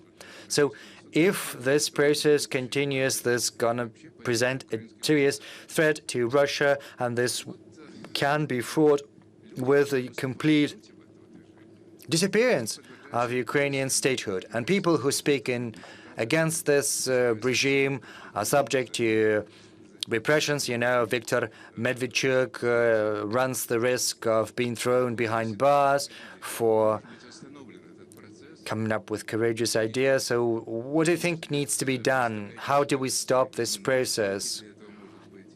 How fast can it be done? And what, if anything, can be done to rectify the situation? I'm afraid I'll have to disappoint you because I do not have an answer to your question so far. On the one hand, it's all on the surface. The simplest thing is to say that it's up to the Ukrainian people themselves to make a decision, to form organs of government that would respond to its aspirations and expectations. On the one hand, that's just like that. On the other hand, you know, I cannot but mention that you just mentioned Viktor Medvedchuk. There are criminal proceedings trying to make him responsible for high treason. And for what? Has he stolen some secrets? Has he transferred secrets to anyone? No. He is being persecuted because of his frank, open political position, which seeks to stabilize the internal political situation in Ukraine and to build bridges with neighboring countries, the relations with which are of the utmost importance to Ukraine itself. So what's concerning is that there is not a chance these people can raise their heads. Some of them are simply killed in the streets, and others are thrown behind bars.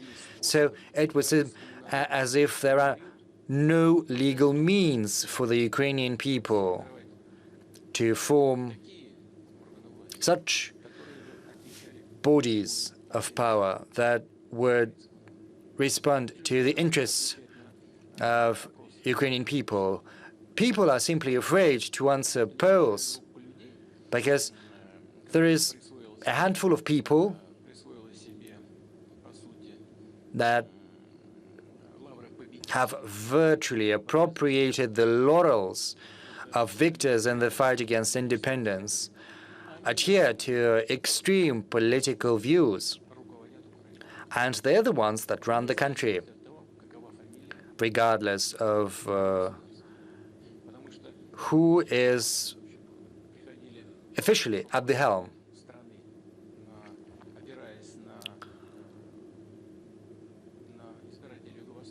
Because traditionally, people arrived in power based on the voters from the southeast, and once in power, they changed radically. They made a volte-face in their political leanings after arriving in power. So there was a majority that voted for them in the hope that they would make good on their promises.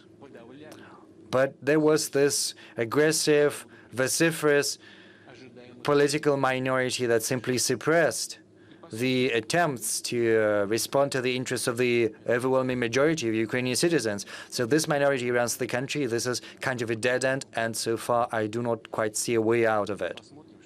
But we'll live and see. We'll see how the situation unfolds in the internal political scene of Ukraine in the coming years. We, for one, are doing our utmost to build these relations. But the danger that you've cited, you've mentioned, is of paramount importance to us. And you're absolutely correct when you say that there is no need to have an official membership in NATO. The military deployment has already started, and it brings a real threat to the Russian Federation, and we realize that fully. Look at what was happening in the end, at the end of the 1980s or beginning of the 90s. I do not want to go into the details, but what you said makes me think that I need to say that.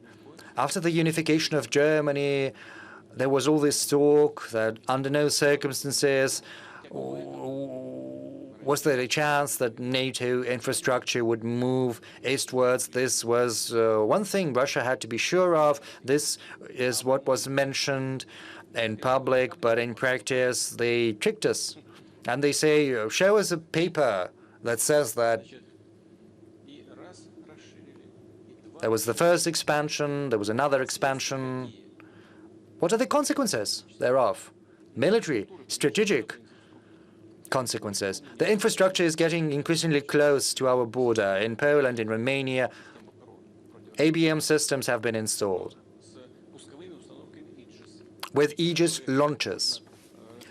And you can install Tomahawks on these launch pads.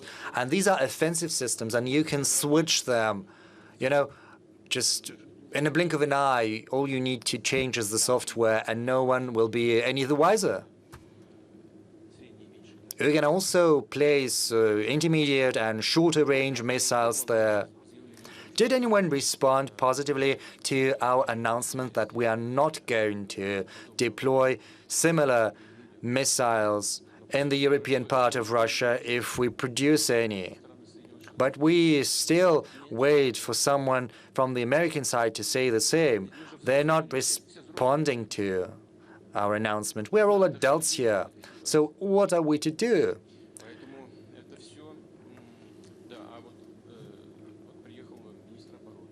Yes, you mentioned the visit of the defense secretary. He's basically opening the door for Ukraine to enter NATO. And this is how we can interpret this visit. On the one hand, yes, each and every country has the right to make their own choices. No one denies that. You mentioned those Europeans. I spoke to many of them personally.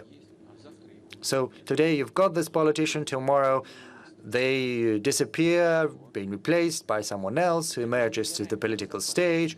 So, it cannot serve as a guarantee of security for Russia. It's nothing but idle talk. And that is why we're concerned. Mr. President, I'm sorry.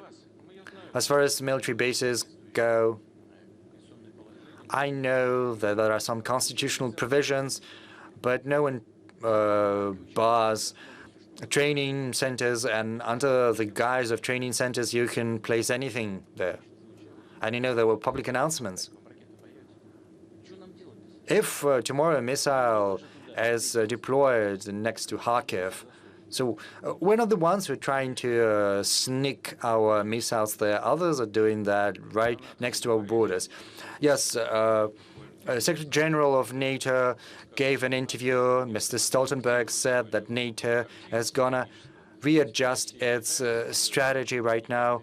China and Russia are treated not just two threats, but as one single threat. This is a very and far-reaching approach. But if they view us in this way, does it mean that we have to join forces with China and view someone as a threat? We spoke about that on many occasions. We are friends with China, but not against someone, but in mutual interests, in the interests of one another. Secondly, unlike NATO countries, we are not trying to create an exclusive military bloc. There is no military bloc between Russia and China, and we've got no such objective right now. So such discussions are simply groundless. Mark Champion, please. Thank you. Mr. President, on the subject of the potential of sending extra gas to Europe, which, as you know, is in a gas crisis at the moment. You've spoken about it before, but at times it's been quite confusing. Sometimes Russian officials indicate that there is additional gas available that can be sent if Nord Stream 2 is opened, and at other times they've suggested that there is no gas available to send to Europe. And I just wondered if you would take this opportunity to clarify whether there is additional gas available that Russia can send to Europe if, say, Nord Stream opened tonight, or if there isn't.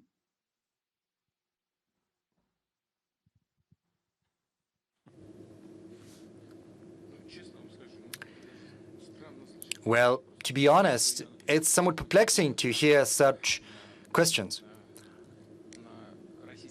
Because I think when I spoke during the Russian Energy Week, I said it all in Moscow.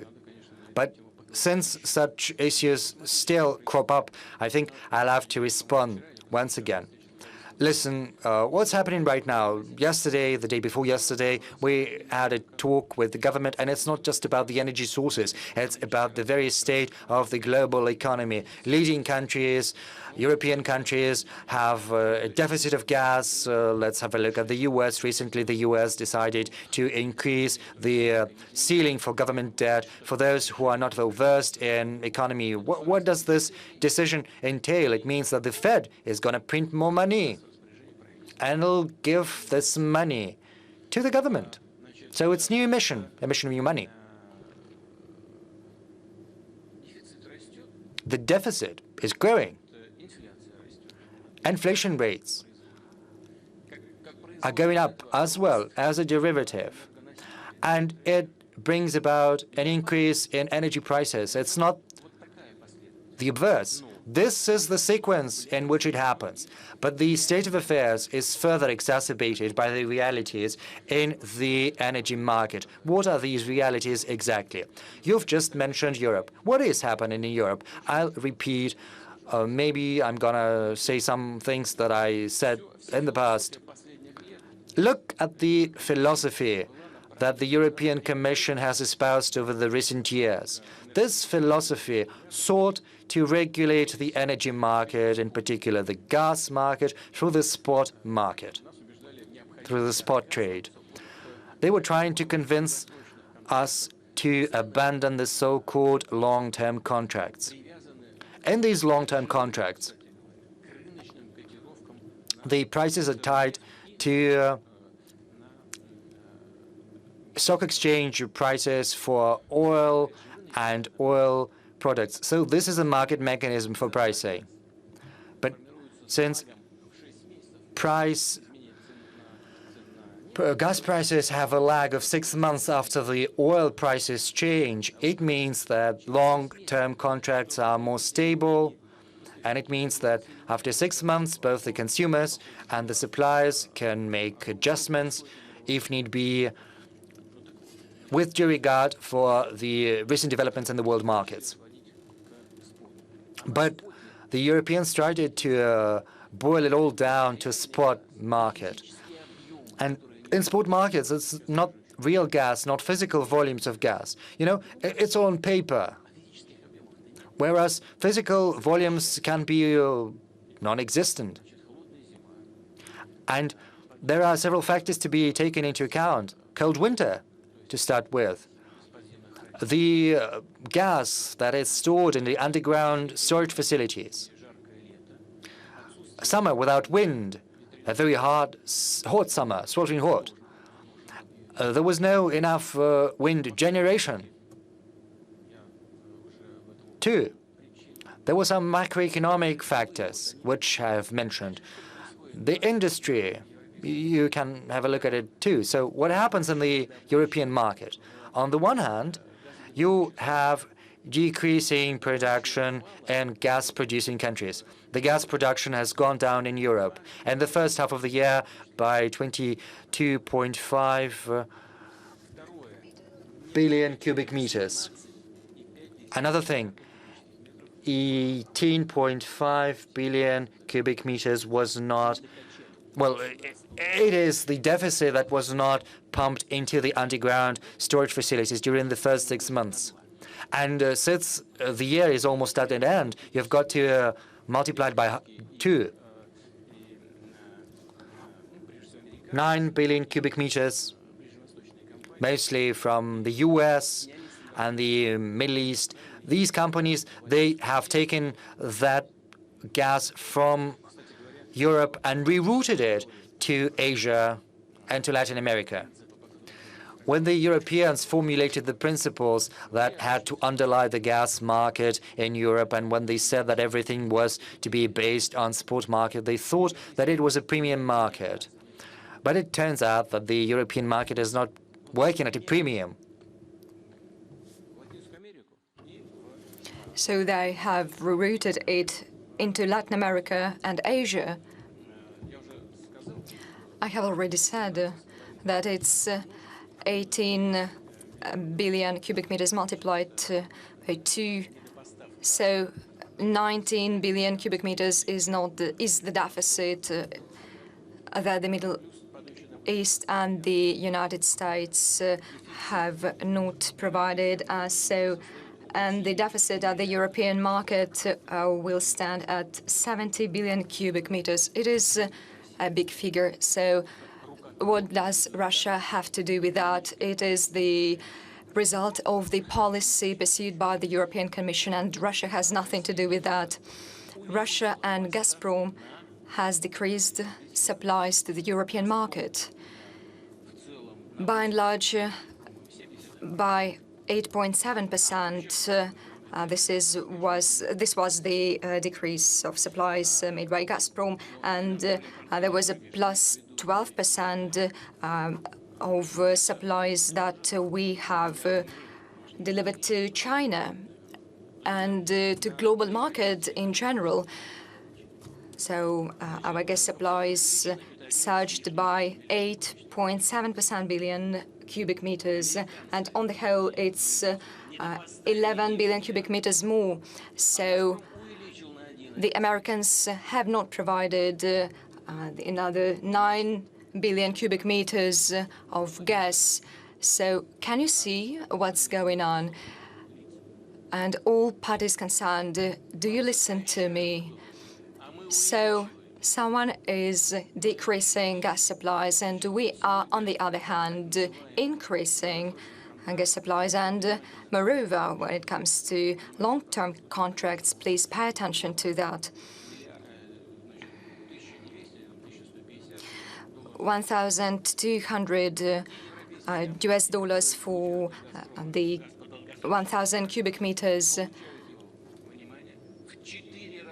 Actually, those who receive gas under long-term contracts receive gas that is 4 times less expensive, and Gazprom receives no profit on that because we are interested in long-term contracts. And when we do that, we invest into the production and we provide gas to our consumers, which are stable and reliable.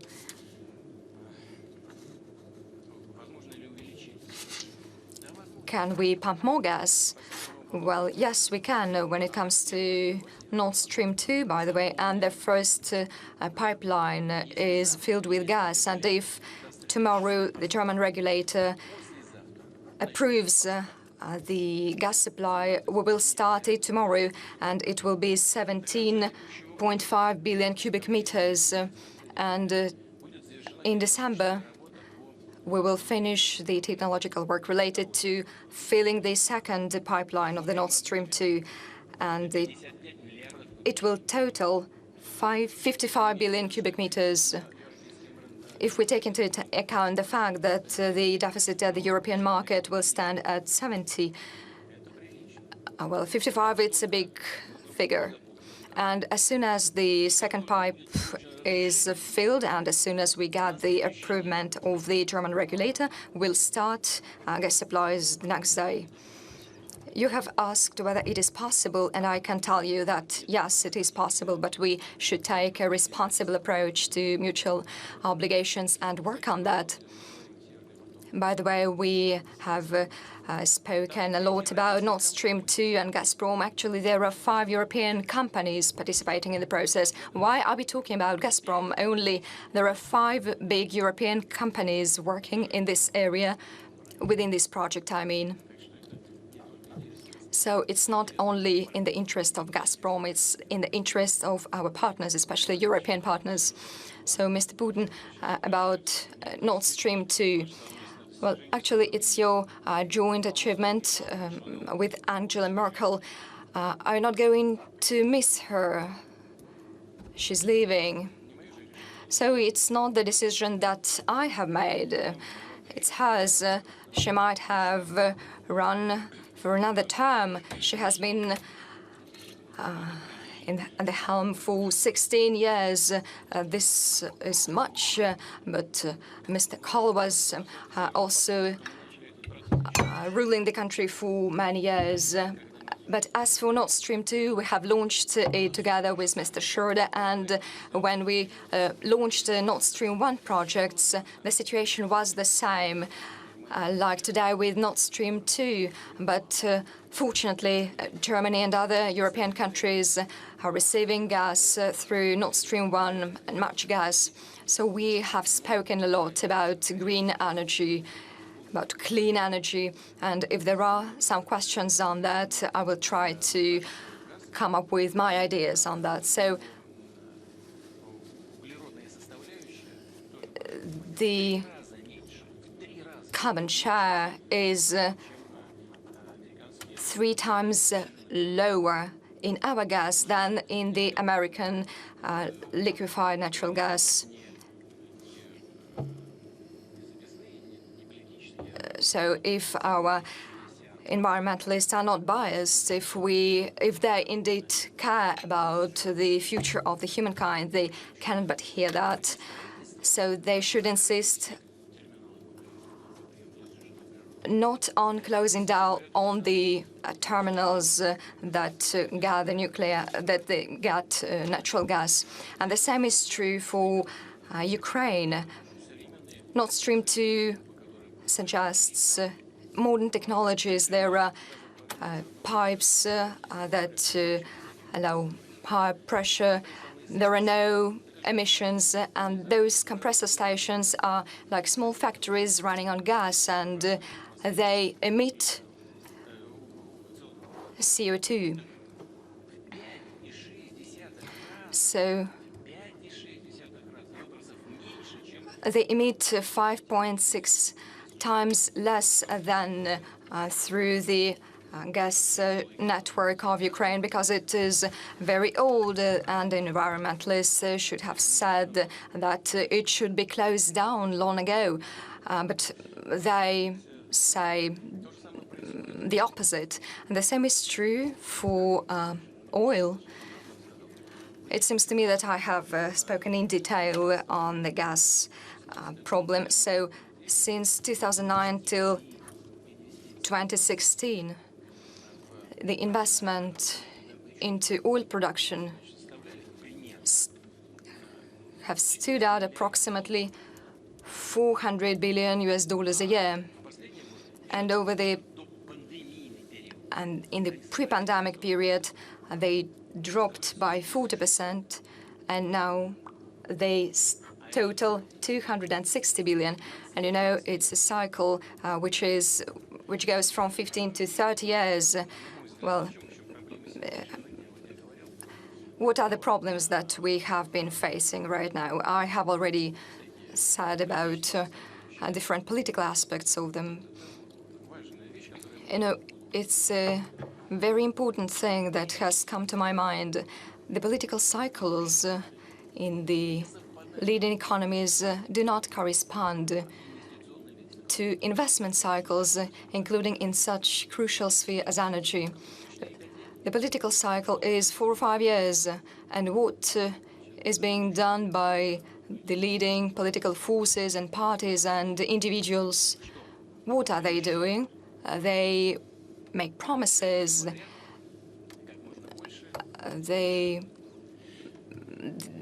There are different promises, there are lots of promises, and they promise lower prices for everything. And the same is true for the green economy. And what is the result? Banks stop providing loans for investment, and at some point of time we will get to the point when, for example, today, OPEC Plus countries have been increasing production even more than we have agreed to do. But not all the countries can do that. Not all producers can do that. This is a process, a long-term process, because the cycle is big.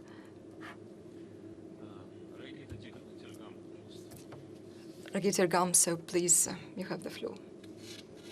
Thank you very much, Fedor, Mr. President.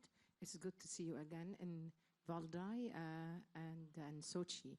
My name is Raghida Dargham. I'm the founder and executive chairman of Beirut Institute. So I come to you, I come to Sochi from Lebanon, a very wounded country. I am sure, sir, that you are aware of the explosion that took place, the fourth largest at the port, the civilian port of Beirut.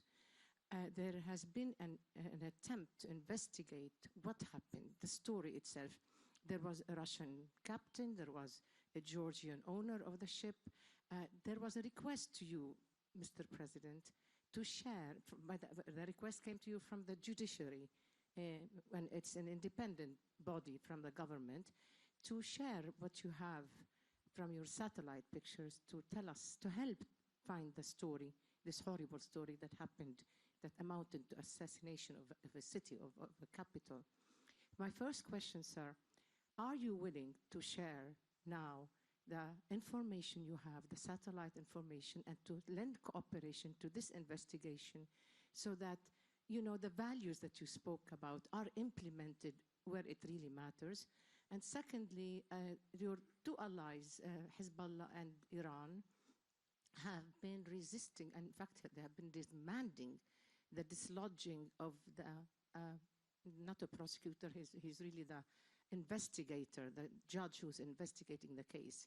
They have issued an ultimatum, they have issued a warning, Hezbollah issued a warning, that if you do not, to both your friends of yours, the President, Michel Aoun, and to the Prime Minister, Mikhati, that if they do not dislodge this investigator, this judge, then the government will fall. Do you support such a position, particularly that this country is on the verge of a civil war, and with Mr. Nasrallah announcing that he will not back down, announcing at the same time that there's 100,000 fighters ready to launch? And so this is a civil war in the action, maybe, right next door to a prize accomplishment of yours, Mr. Vladimir Putin, which is in Syria. I thank you. Я прошу прощения. Подождите, не отдавайте микрофон. Could you please not take back the mic? What war are you talking about? Sorry, sir. What war are you talking about? Because you see, the armed people are on the streets already. There are, you do remember the civil war in Lebanon, and right now, you have, Hezbollah is not the only armed group. I'm not claiming that. There are many groups armed. But right now, the conflict is over this investigator. His name is Tariq al-Bitar. And insistence of Hezbollah that he needs to be dislodged. And in fact, interfering with them, with the very principle of the separation of powers. And that led to confrontations on the streets and a possibility of a civil war really happening, Mr. President. Do not dismiss that possibility. It's a very scary one, and I'm not sure at all it will be, in the interest of the Russian policy, even for Syria, never mind for Lebanon. And we wish that you will pay attention to Lebanon, particularly after hearing you today emphasizing the issue of values.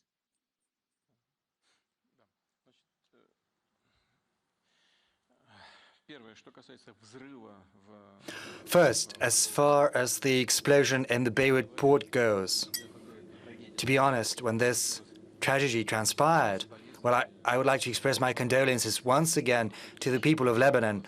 There were great losses, the damages are exorbitant, and I learned about that from the media. I know that there was some explosive materials many years ago. It was imported and it was unloaded in the port. And as far as I understand, there was this desire to sell that at a premium, but there were some market difficulties, internal controversies.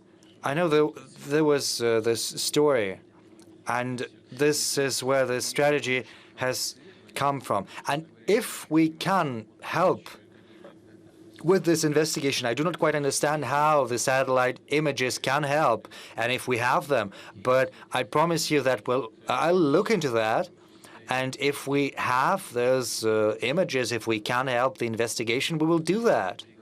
But first, I need to talk to my colleagues who might have this information. Now, as far as Iran, Hezbollah, and the situation in Lebanon, Hezbollah and many people have different attitudes towards this organization. I know that very well. Hezbollah is a serious political force in Lebanon itself, but without any doubt, always. And in the case of Lebanon, we always advocate using dialogue as a means to settle any dispute, any problem, and we try to do that. And we are in contact with almost all political forces in Lebanon, and we'll try to do that in future to achieve a settlement of the situation without any bloodshed, because no one is interested in bloodshed, especially given the fact that the situation in the Middle East has always been on the brink, on the verge of the recent years. So we'll do everything to convince all parties to the internal political process of the need that they need to remain within the bounds of common sense. Yes, please take the mic. President Vladimir Putin, do you support the ultimatum given by Hezbollah that either the investigator Tariq Bitar is dislodged or there is a downfall of the government? Do you support that ultimatum? Well, unfortunately, we cannot comment on the internal political processes that are happening in Lebanon, whether we support that or not. We simply cannot say that, whether we support the position of the opposing force, because if we express such support, that would mean siding with one of the opposing parties, and that would be counterproductive from the point of view of efficiency of our intermediary efforts in helping to achieve a reconciliation. So allow me to refrain from siding with anyone. What I need to say is that there needs to be a platform upon which an agreement can be reached without any shots fired, without any bloodshot, and we in Russia are interested in such a peaceful settlement. Yes, please. Stanislav Tkachenko. Thank you very much. Stanislav Tkachenko, St. Petersburg State University. I've got a question about energy. On October the 13th this year, Josep Borrell, head of the European External Action Service, publicly announced and sent an Arctic strategy to the European Commission. This is a strategic document of the European Union that treats a wide array of issues, in particular energy issues. I would like to point to two pillars. First, the European Union thinks that the mineral resources, oil, gas, coal in the Arctic, have to remain in the subsoil of this region. And to achieve that, they would probably have to introduce some kind of a temporary moratorium.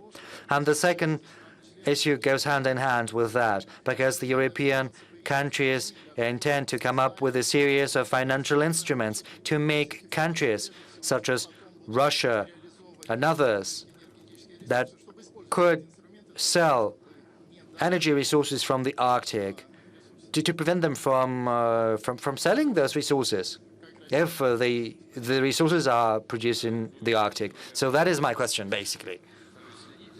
I try to follow what's happening there in Europe, but, you know, I do not always have the time. I try to catch up, as they say.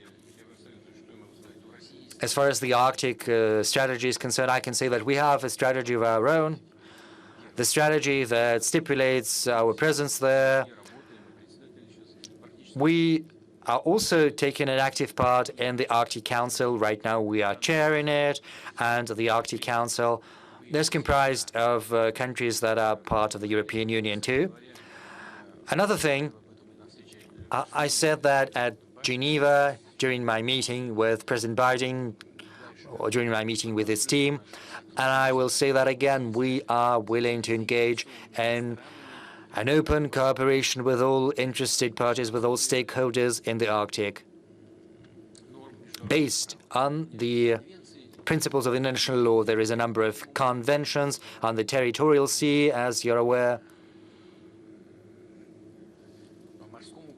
on the law of the sea, the Convention of 1982. So we are guided by these internationally recognized documents that we have joined, and based on these instruments, we are willing to build our relations with the rest of the world, including the EU.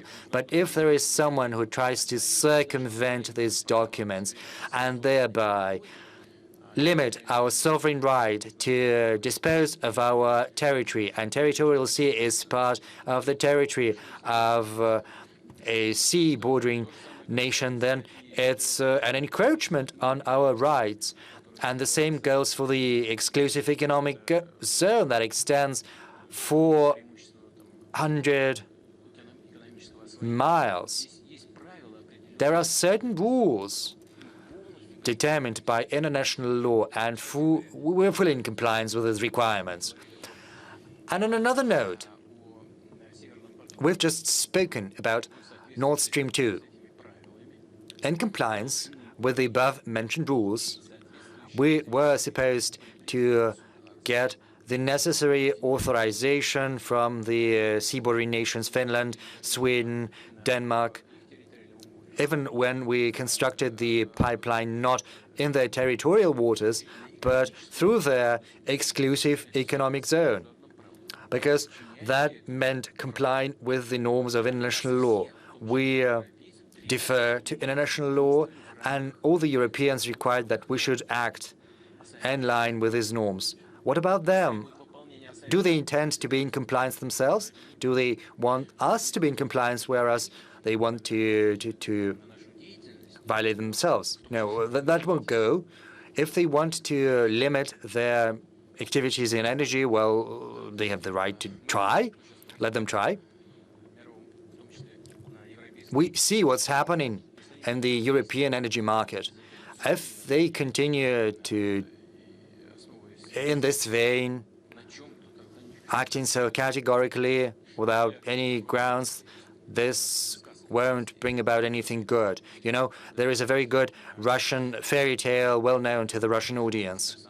One of the characters makes the wolf to catch fish with his tail in winter, and he sits next to the wolf and says, "Freeze, freeze, wolf's tail." And if the Europeans try to embark on this path, then they will find themselves in the shoes of these characters. But who is the wolf in this case? I do not think it's hard to guess. I didn't get it. Russia? Are they trying to conjure us? The wolf, as the one who decided to put the tail into the ice hole in winter, tries to catch fish in those murky waters. They're the ones to freeze, you know. They're trying to limit the investments. You just heard me say that it takes 15, 30 years for the investment cycle in oil to happen, and banks are already refusing to provide the necessary funds for these projects, for these investments. So there you have it. There's going to be a deficit in the coming years, and no one is going to be able to do anything about that. You see, decisions in energy, regrettably, are taken within the framework of the political cycles that I've just mentioned, and these decisions are made not by experts. A colleague said that it's not the engineers who give the call. Politicians who are not well versed in these matters, and they are basically swindling their voters. They're trying to scare everyone with the climate agenda.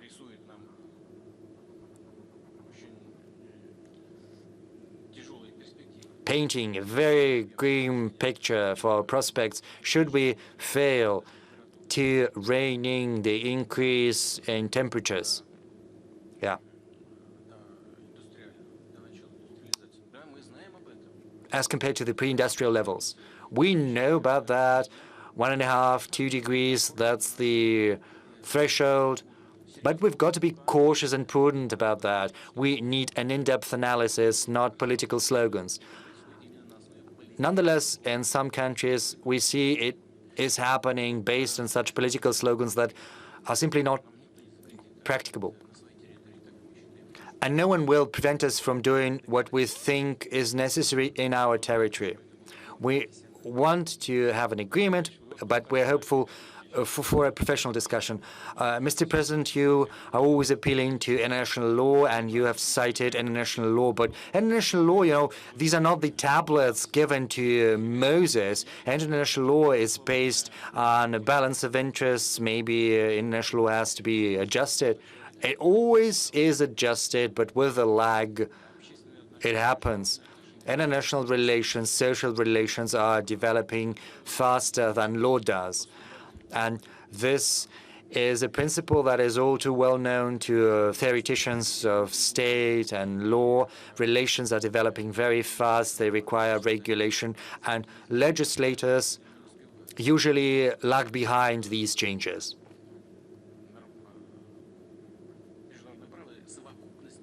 But international law is a whole body of international norms. These are not just, you know, some rules you jot down on a piece of paper under a blanket, hoping that everyone will be in compliance. No, these are norms that have been agreed upon, especially if we talk about public international law. These are the norms that govern the relations between countries. It's a fruit of agreement. You arrive at an agreement, you sign it, and then you are to comply.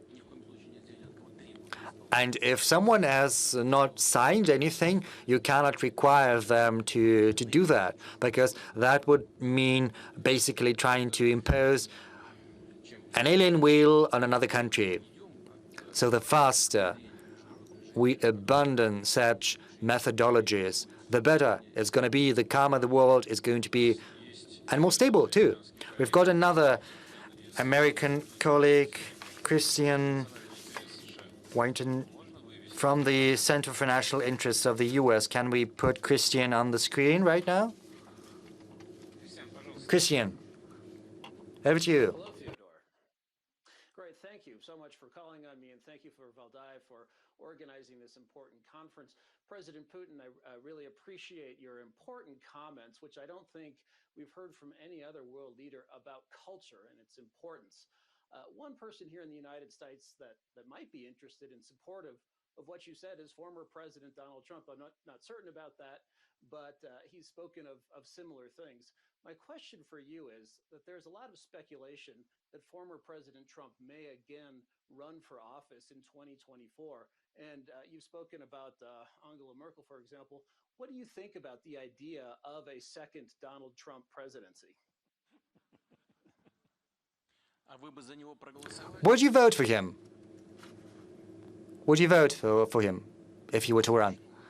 Oh, there's nothing to laugh about here. Well, help us. Would you vote for Donald Trump if he runs again? Christian. Oh, yes, I'm sorry. I thought you were asking President Putin. Yes, my view, and I worked in the Trump administration at the State Department early in his administration. I think it's remarkable. He's redefined conservatism, perhaps on some of the similar lines that President Putin talked about healthy conservatism. However, in our system, if you begin a second term, you're essentially a lame duck.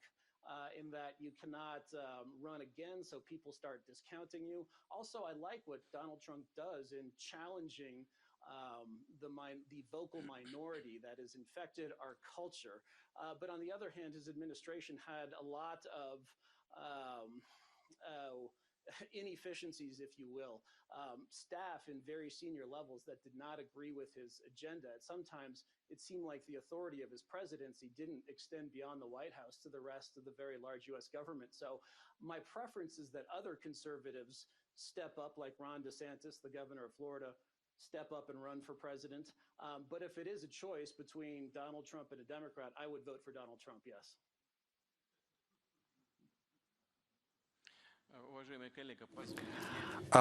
Christian, well, allow me not to say anything what I think, and I would also like to refrain from commenting. Otherwise, you would be dubbed as a foreign agent.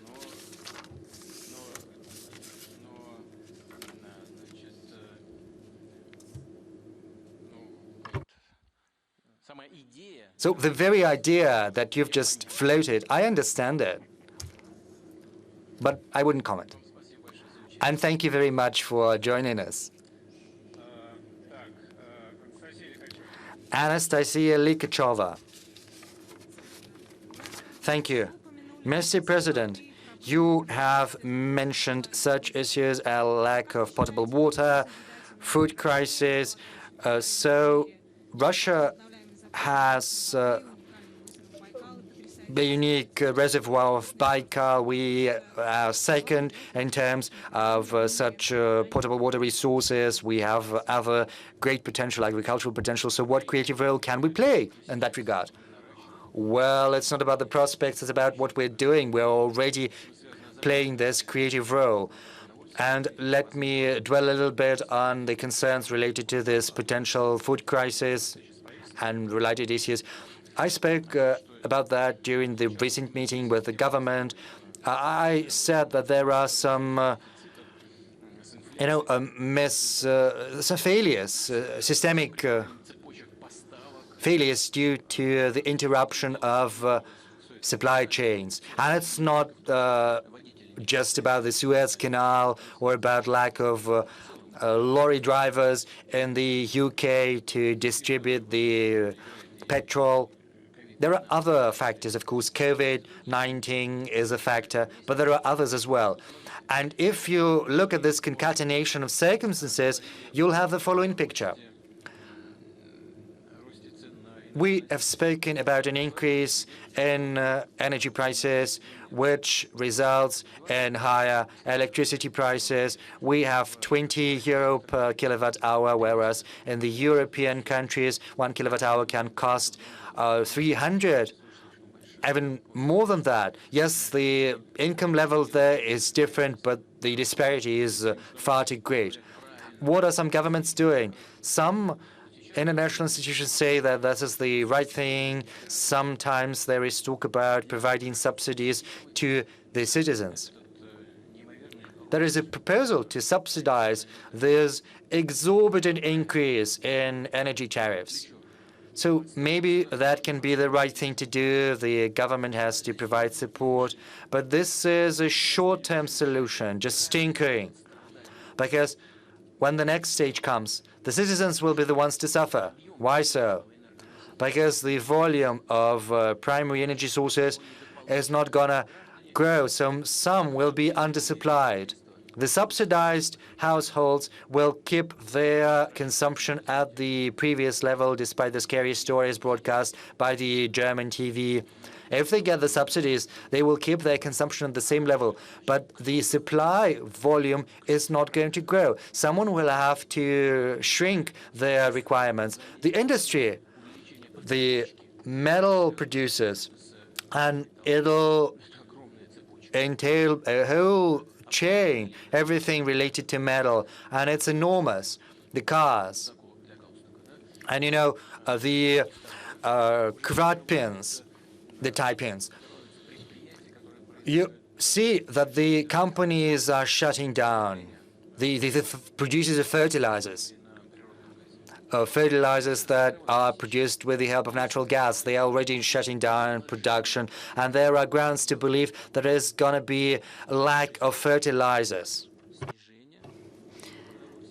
As a result, there will be less food provided, and prices will hike. And then we will go back to the same consumers whom we want to help. Well, it's the right thing to do, it seems. But we should think about different things.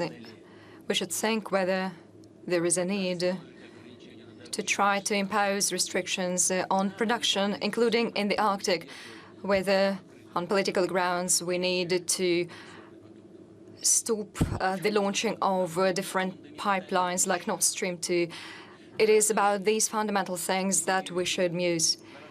We should take into account increase the number of risks.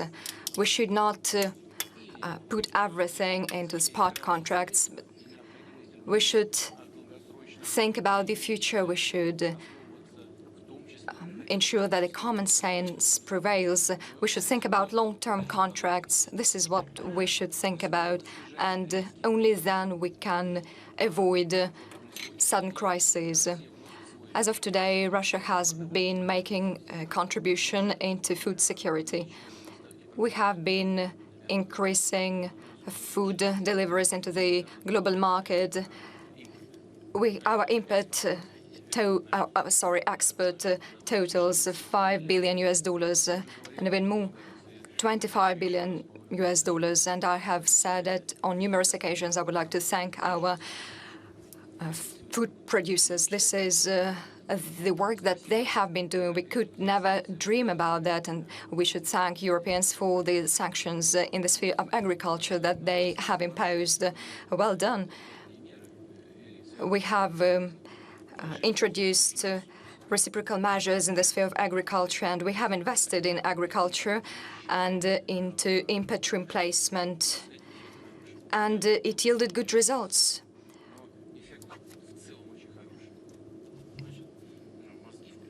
So we racked brains, we used the previous developments in high-tech spheres, and I hope that we will increase production in the sphere of agriculture. And due to climate change, there are some changes in agriculture. The quality of soil becomes different, and everything moves northward.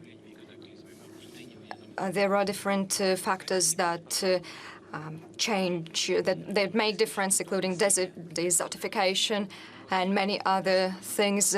Russia will be able to provide food to its own citizen and to the European market at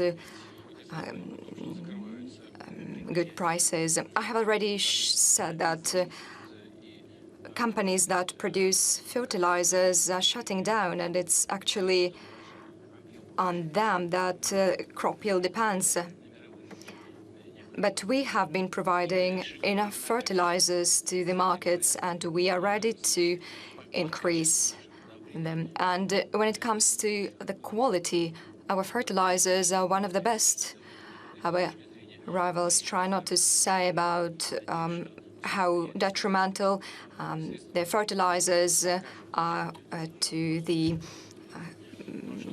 health of human beings. I'm not going to go into details about that right now. Well, you have mentioned water resources. Some people tell that water will be more expensive than oil. We are not going to reverse the rivers. We should be very careful about that. We should understand the long-term consequences of the decisions that we are making right now. But Russia is one of the countries, the water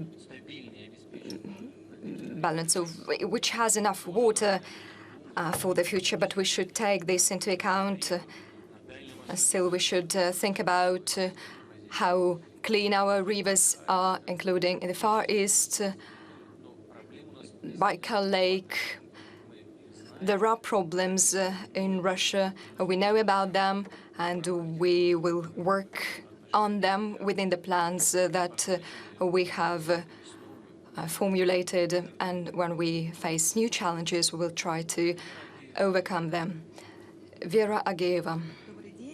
Good afternoon. Vera Ageva, St. Petersburg, HSC. I would like to go back to the question about soft power. We have already started discussing it, but I would like to get a broader picture. Over the past years, Russia has reinforced its soft power in such spheres: culture, education, youth exchanges, but we haven't reached all the goals. Like, for example, the image of Russia abroad and establishing dialogue with foreign audiences. So my question is as follows. How can we make Russia's soft power more effective? So we should respect ourselves. We shouldn't bend backwards to try to prove that we are good. We shouldn't do that. This is the most important thing to do. We should respect our history, culture, and then people will get attracted. And to you, Richard Sakwa. You mentioned at the beginning of your speech the climate change issue, the floods, fires, not just in Russia but elsewhere. And as you know, at the end of this month, 31st of October, COP26, we're meeting in Glasgow. So I wanted to ask you three things in particular. First is how your own personal views of climate emergency have evolved, because this isn't the first time we've mentioned it at the Valdai Club. And of course, your comments today have evolved and over time. And clearly, the emergency has got worse. Second, the way in which Russia can take a lead in this COP discussions and other discussions. You've mentioned the Russia Energy Week last week, in which you announced that the goal to achieve carbon neutrality by 2060, which I think was a huge change in development. But I wonder in other ways in which Russia could show leadership on the climate emergency. And the third thing is, many countries, the United States has talked about a Green New Deal, European Union, a Green Deal. I wonder how Russia can actually make the climate emergency not just a question of technocracy and policies, but a form of changing people's behavior to make the quality of life better in cities and more sustainable and more balanced, and indeed using the experience of the pandemic about work-life balance and so on. So if you want to change the balance between work and life and the state and society in this better progressive way. Thank you. So you've mentioned taking the leading role in that. We should strive to solve a most complicated task, and we have said that we intend to be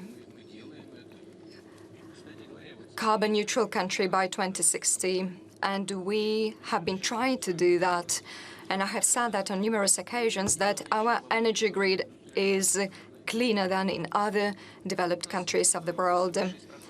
86% of our energy mix includes nuclear energy, which does not emit CO2, then hydropower generation and alternatives, renewables. And in the United States, it's 77%. In Germany, it's 64%. In big Asian countries, it's even less. Isn't this leadership? We have already become leaders in that, but we understand that this is not enough, because we can see temperature rises here, which go faster than in other countries, and it is especially true for the northern part of our countries. It has very serious consequences, taking into account the fact that large parts of Russia are in the far north. We do think about that. And as for the quality of life of people, we have been trying to eliminate landfills, which do emit CO2 as well and lead to people suffering. And we are trying to tackle this as well. And we have a program for big industrial centers. Maybe we are not moving quite fast, but we have managed to implement the plans. We might have done that much earlier, but we didn't manage to do that due to 2008-2009 financial crisis. And there was an outcry from industrialists because many enterprises wouldn't be able to cope with the high pressure. But now we are implementing all the decisions that are part of our legislation. There are 12 big cities that emit the largest amount of CO2, and we should deal with their problems first, and we will continue to do so in relation to different spheres. So this is part of our national plans.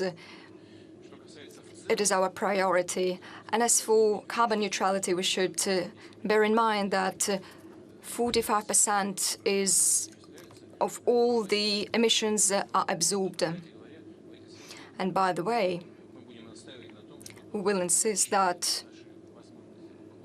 our absorption capacities should be taken into account, including our seas and forests and ocean territories. This is an objective thing that should be taken into account. We have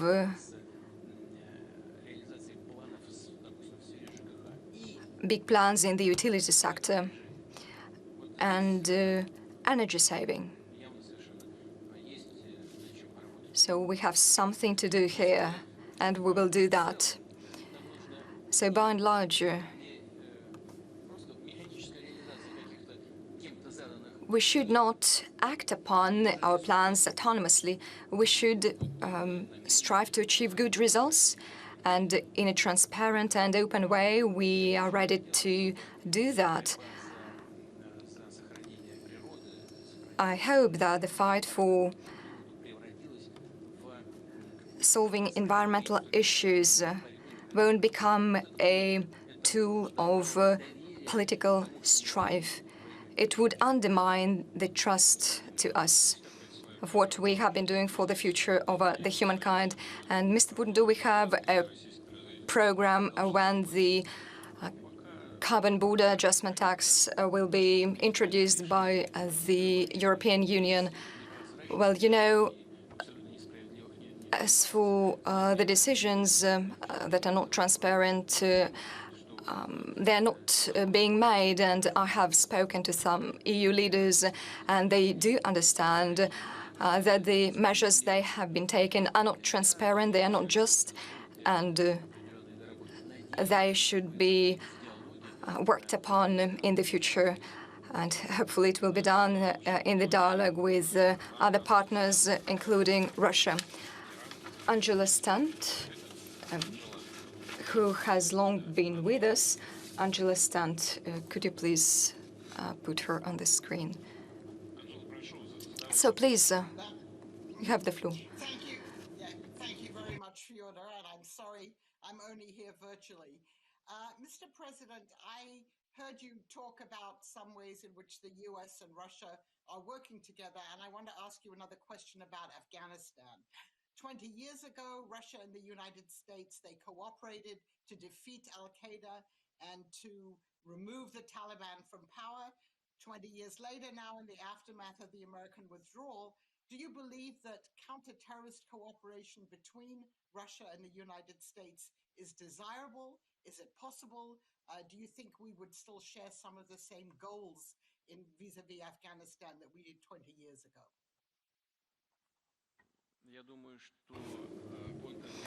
I think that cooperation in the counterterrorism sphere between Russia and the United States is indeed both possible, desirable, and necessary. We have spoken about that on numerous occasions, and I'm sorry that you are not with us today. You have joined us online, but evidently it's a common threat, and it's not becoming less dangerous than 20 years ago, unfortunately. And moreover, it is expanding, and it has become global indeed. And only by joining hands we can fight this threat. I have already said that our special services have maintained contact. However, it seems to me that we can deepen the cooperation between them, but we are grateful to our American partners for the information that allowed us to prevent terrorist attacks in Russia. I can assure you that we will everything we can and provide the necessary information to our American colleagues if it is of interest to them, if we have this information, and this is what we are all interested in. And as for Afghanistan, Mr. Putin, the Taliban, the de facto authorities of the country, have come to Moscow, have been discussing issues with our ministers. Are they going not to be recognized by Russia? Well, you know, we have maintained contact with them, and it's not about the Taliban itself. The decisions are made at the level of the United Nations organizations, and we expect Taliban that has controlled the situation in the country would behave and would take positive measures. And it seems to me that we approach this point, and hopefully the decisions will be made like before, when we put this movement on the list of terrorist organizations. It seems to me we have had few questions from Asia. Mr. Simatemai from Japan is with us. Thank you. It's a great honor for me, though I didn't manage to come to Sochi. The remarks that you've made are very important to me, especially the words that you have said about antagonism, especially in the Asian countries. Together with Prime Minister Abe, you have tried to tackle the problem and sign a peace treaty. However, over the past 2 years, there were 2 prime ministers of Japan who met you. And what can you say about the future of Russia-Japan relations? Thank you. Well, yeah, indeed.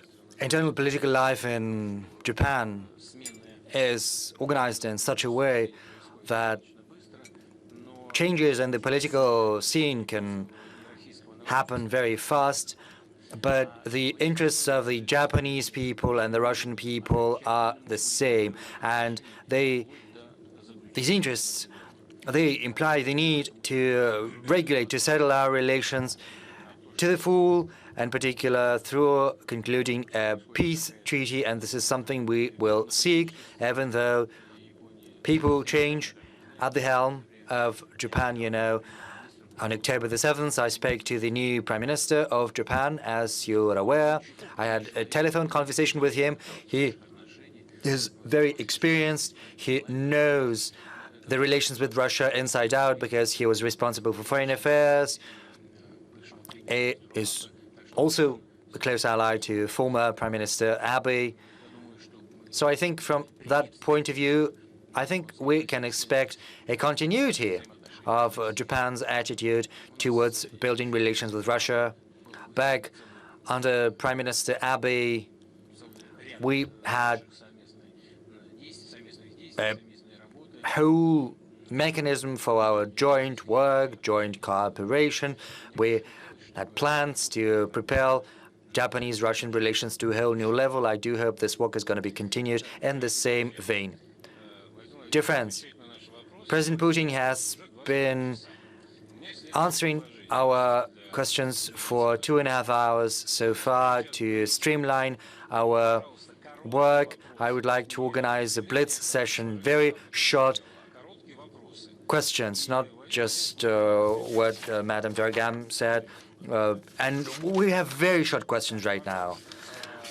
And Ryan Chilka, please. Yeah, thank you, but not the machine gun.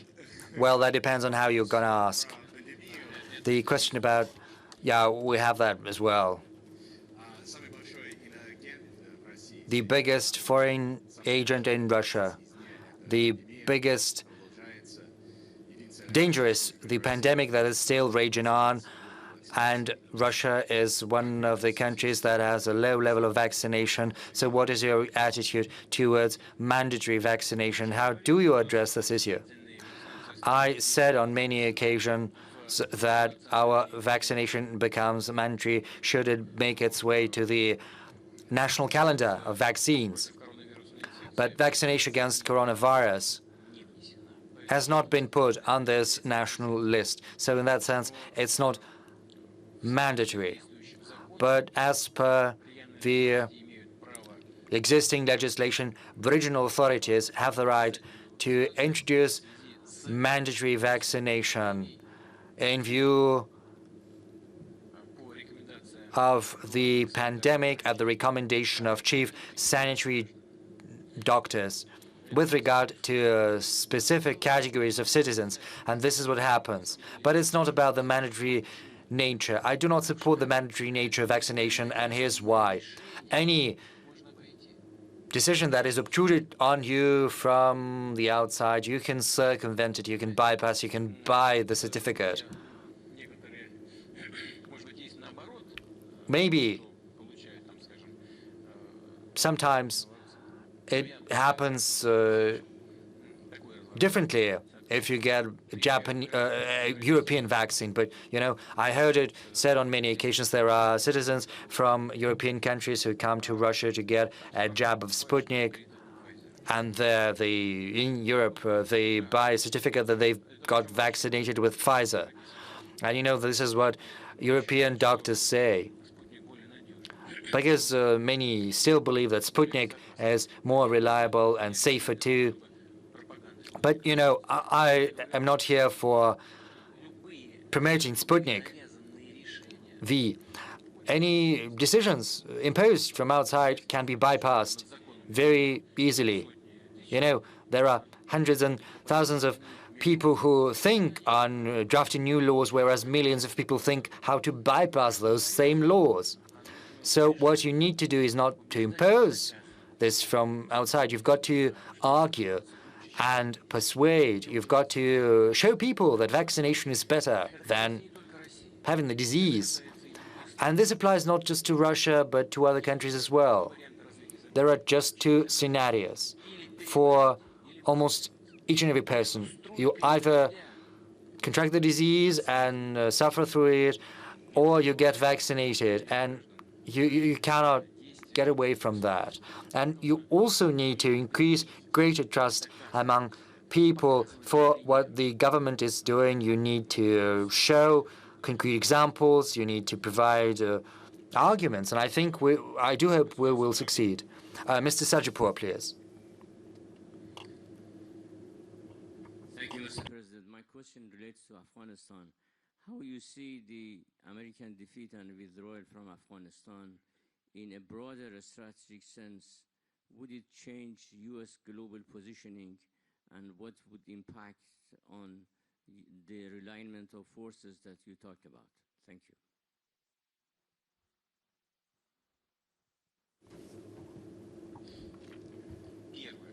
First, what I'd like to say is, of course, the President of the U.S. made the right call, the right decision to withdraw the troops from Afghanistan.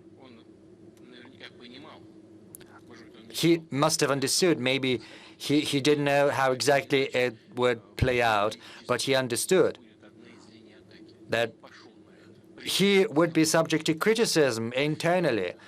And yet he made the call, he made the decision, and he assumed the responsibility for that. Yes, we understand that maybe this decision could have been done differently, implemented differently, and this decision has an effect on how the U.S. is treated, is perceived, especially countries that perceive the U.S. as an ally. I think the tide will time and everything will get back to its circuits. I do not think there's going to be drastic changes, drastic shifts. Maybe in the short term, it's going to have an impact. on the U.S. relations with its allies. But the attractiveness of a country does not depend on that alone. There are many factors. There is the military, the political cloud, military cloud, and economic heft. Alexander Rahr, please. Mr. President, when Chancellor Schröder and you spoke at the St. Petersburg German dialogue, you said that it was the best point in time in Russian-German relations over the last 100 years. Right now, the relations have soured. My question is as follows. Probably it's going to be Olaf Scholz that is going to be the new chancellor. Do you think you can resuscitate the relations? Maybe the St. Petersburg delegate list. You know, it's not only up to us. If the German side expresses interest, then we will intensify these ties. The St. Petersburg dialogue still exists. It didn't go anywhere. It's still held and organized. Of course, we could intensify mutual contacts between our societies, and these contacts can be more fruitful and productive too. We need to depoliticize everything, and I hope this is what's going to happen.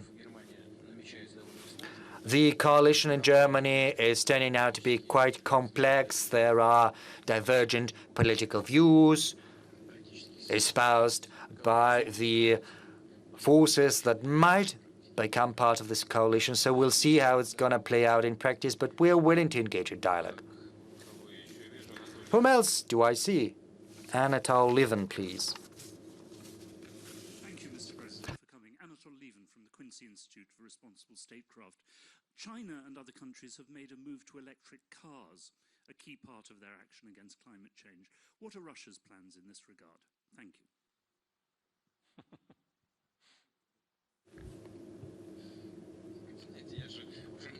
Well, you know, I spoke on this subject on many occasions already. Yes, when the vehicles are moving in the city, they are one of the biggest polluters, the utilities, the cars, the industry.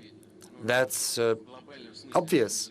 But globally, we should not forget where the power, the electricity itself comes from. Let us not try to mislead one another. E-vehicles are great, but atmospheric pollution, air pollution when power is generated, that's probably not that good. Coal-powered generation is widespread. Alexander just asked about Germany. You know, coal power generation of electricity there is twice as big as in Russia. I think it's 30 or 32% or so, whereas in Russia, coal is used just for 15% or so of the total of power generated. Yes, e-vehicles are good. And for such a country as Russia, which has big reservoirs of natural gas, I think, yes, we could also use gas as a motor fuel. We need to change the energy mix, greening it, based on the climate agenda, and then we will obtain the desirable result. And have you driven an electric car? Yeah, in Novgorod. There is a difference or no? Yeah, I drive the car. No, I almost feel no difference. These are good cars. My eyesight is not that good. Constant tells it tooling. Mr. President, I'm the deputy from the city which we find ourselves in right now, in the State Duma. Yeah, but you still have to say that. Yeah, I had to. I want to ask about history and about memory too. At the very beginning of our meeting, there was a lot of talk about Homo Sovieticus, and we have spoken about Soviet countries, post-Soviet space. I would like to say that on October the 2nd, there's going to be the 300th anniversary of the Russian Empire, and we also celebrated the 800th anniversary of Prince Alexander Nevsky, and you inaugurated the monument. It created a huge impression on people.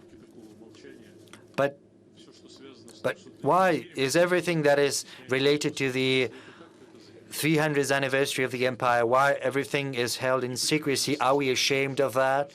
I think we shouldn't do that because there is this continuity from Russia to Russian Empire to Soviet Union to Russia. Even though there are divergences and controversies, still there is continuity, and that is why we addressed you on that subject, and we sent a letter. Maybe we're going to miss the 2nd of November, but still, if you could participate, that's going to be good. I agree with you. Historic continuity is great for us to understand the way forward. And if we we didn't do everything we could, I apologize. We will organize events. Yuri Sloskin.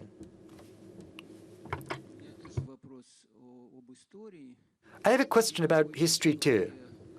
You are at the helm of the Russian state for many years now, and you must have thought about your role in the Russian history. What do you think your major accomplishments are, and what are the biggest failures as the Russian leader? I don't think about my role in history, because once you embark on that path, it's high time you quit.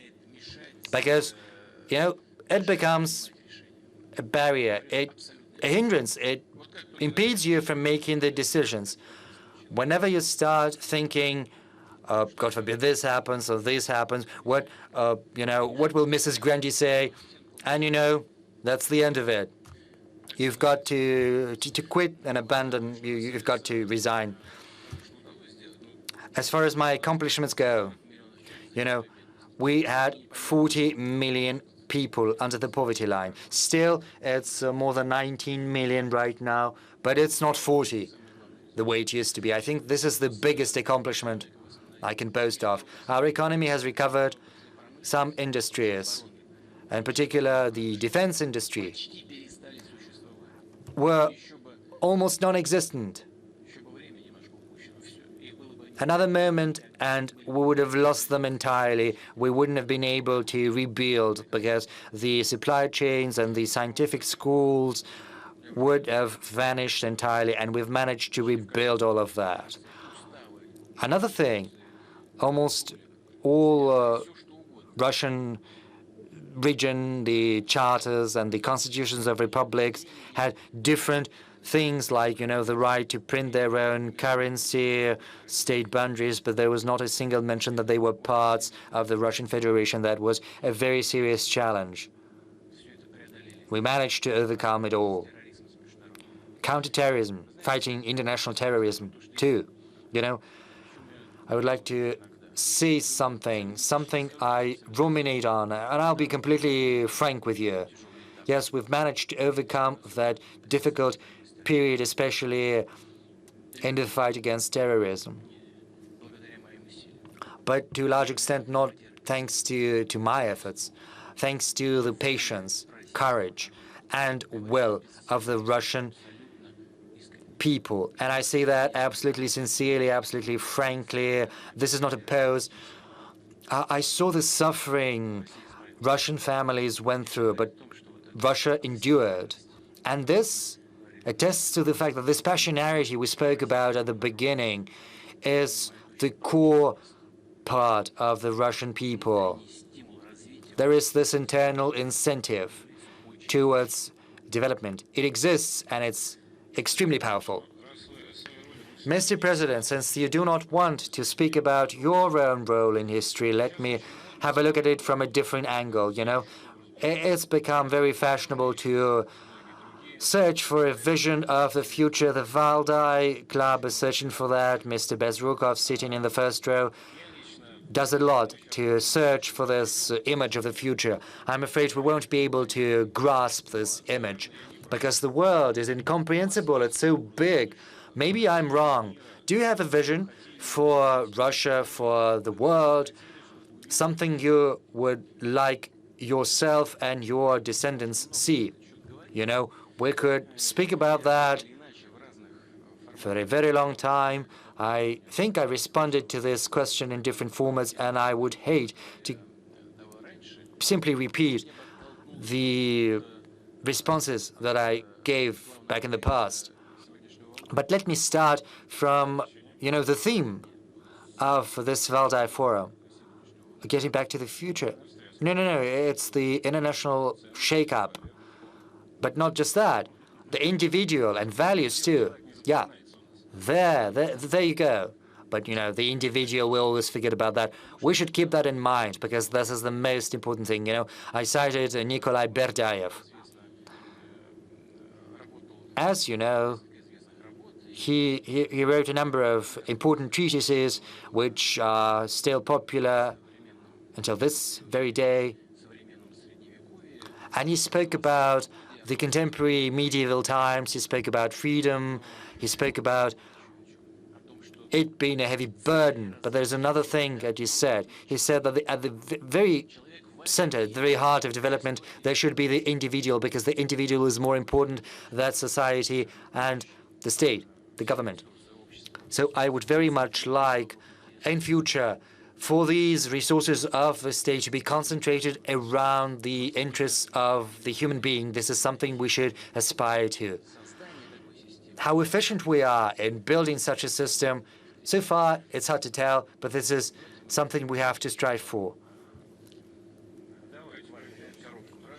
Yeah, let's ask questions from the boxes, 1, 2, 3, and then, the young person there in the back, raising the hand. Yes. Thank you, Mr. President. Dmitry Suslov, Higher School of Economics. In your remarks today, you said that the controversies, both national and international, have reached a level that in the past, such level of tensions degenerated into world wars. So far, we cannot see a world war, at least a hot one. Do you miss that? That's what I wanted to ask. We are probably not seeing such a world war because there is nuclear weapons to take into account. But do you mean to say, do you think that in principle such a war is impossible? And if it were impossible, as as Dostoevsky said, if there is no God, then everything is possible. If there is no danger of a world war, then there is complete irresponsibility. Like with any heat, there is no barrier in the way of aggressive politics. But if there is this danger of a world war, isn't it worth for Russia as a nuclear superpower, as a country that has survived gravest wars that you've spoken about today, a country that realizes the value of peace, which is also one of universal human values, isn't it worth for Russia to be more vociferous about saying that peace protection, peace strengthening is also part of your agenda and something you pursue? We have been saying many positive, important things, but there are many things our partners choose to ignore completely. So, there's no point in simply speaking. We need to obtain the results we strive for. That's difficult. This is something we're going to work on.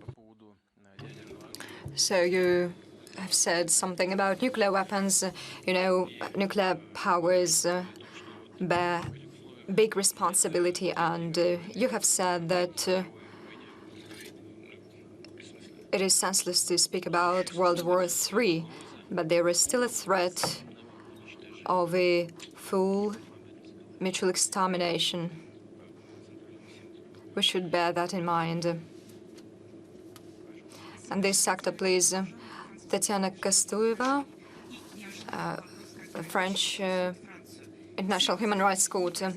The question that France is very interested in. There has been reports about Russia's PMCs working and functioning in Mali. Does the actions taken by PMCs counter the general actions taken by Russia? Yes, this is something that we have spoken with President Macron about. You've mentioned PMCs. Actually, they do not reflect the interests of Russia. If there are somewhere, it is not that taking actions there on behalf of Russia.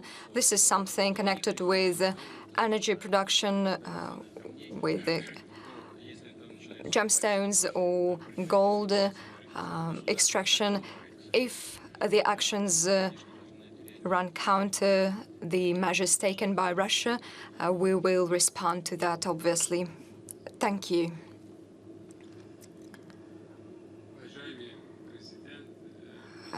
Mr. President, first, thank you for giving an opportunity to have a discussion on many issues with you. I have a question about the Caucasus region. The problems there have not been solved yet. A truce has been introduced, but there are countries and brotherly republics together with Russia have come up with a 3+3 format. But Iran, Azerbaijan and Russia has established a format including North-South corridor.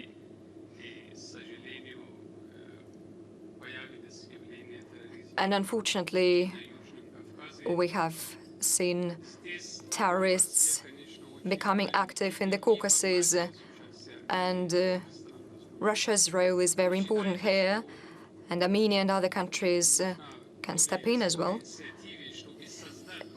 Do you think we should initiate establishing another format that will be more efficient and will take into account the interests of the republics of the Southern Caucasus region and the regional actors as well? Well, thank you. First of all, I would like to give credit to the political wisdom of the President of Azerbaijan and Prime Minister of Armenia. And despite the fact that events were very tragic, they managed to cope up with that and make a very good political decision. There have been some grievances and claims against the leaders of these countries. There are always people who are not satisfied with the results. But you can always tell these people, well, just try to do it better. And President Aliyev and Prime Minister Pashinyan managed to stop the bloodshed. There's nothing more important than preserving people's lives. But moreover, conditions for the long-term settlement in the region should be established. And these conditions are possible only if the both sides adopt these agreements and view them as long-term agreements and value the advantages of the reconciliation of a peaceful coexistence. The communications with Nakhchivan are very important for Azerbaijan, and the country is interested in unblocking communication lines. This is one of the most important tasks set by Armenia to establish effective communications with the region and to bring normal life back. And Armenia is interested in that indeed. She's interested in resetting relations with Turkey. And in both cases, this should result in achieving the most important goal, which is ensuring peaceful coexistence of the two countries and creating conditions for the development of both countries. Is it possible? Yes, it is, and we have done what we could to stop the bloodshed there, and our peacekeepers have been fulfilling their duties there, and almost 50,000 refugees have come back home, and by and large we've managed to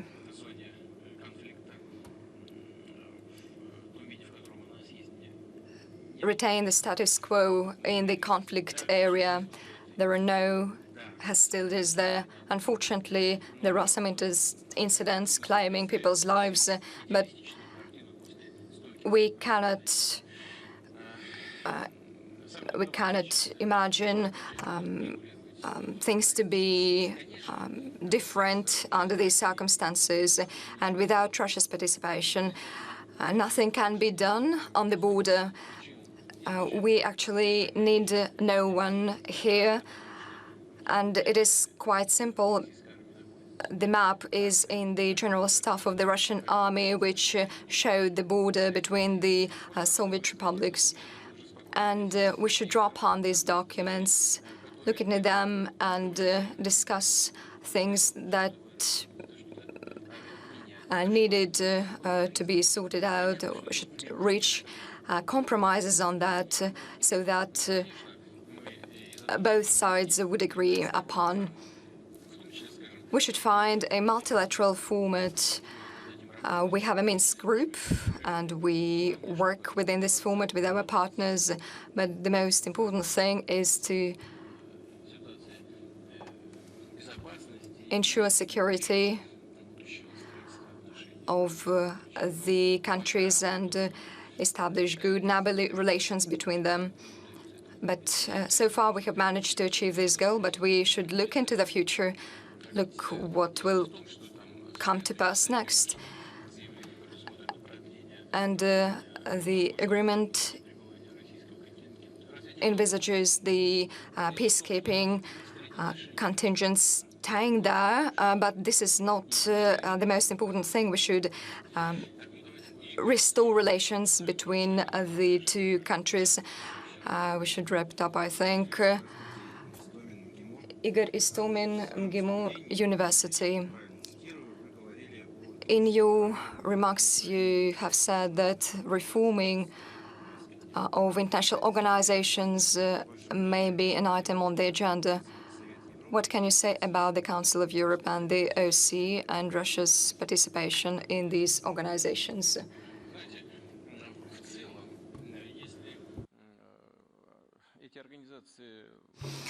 By and large, if these organizations will work on implementing the objectives for which they were established in the first place, well, this will make sense. The Council of Europe is the European affair, and the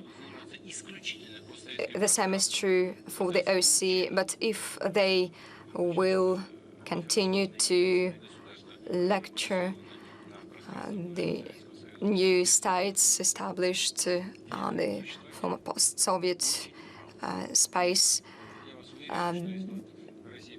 they can hardly continue to exist like that. And if Russia stops participating, stops becoming part of these organizations, it will lead us nowhere. No one likes being lectured. We should take a broader look at those issues, including humanitarian issues, if we speak about the Council of Europe, or the security issues in Europe by and large. So we are going to finish it here. Please, in the center. Thank you. Thank you very much.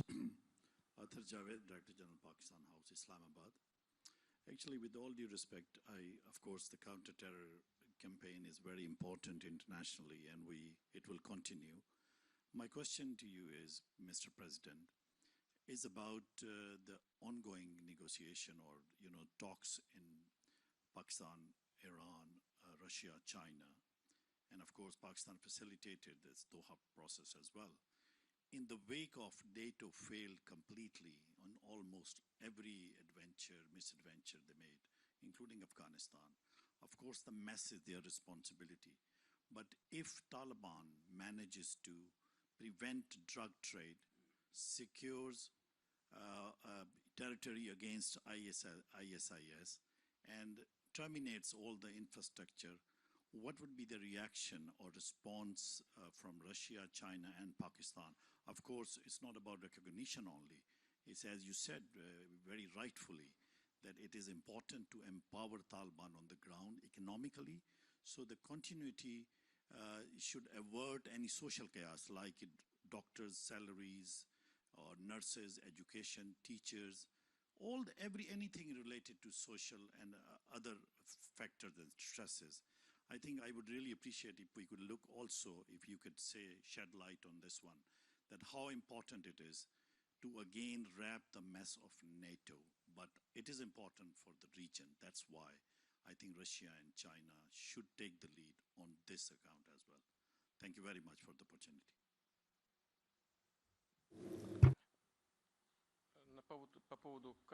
Well, as far as this mess left by NATO is concerned, I suggest we shouldn't speak about that right now. Because I think everyone has already shed criticism on what the US did, and President Biden, I have spoken on that. I think President Biden was right to make this decision when he decided to withdraw troops. But right now we've got to look into the future.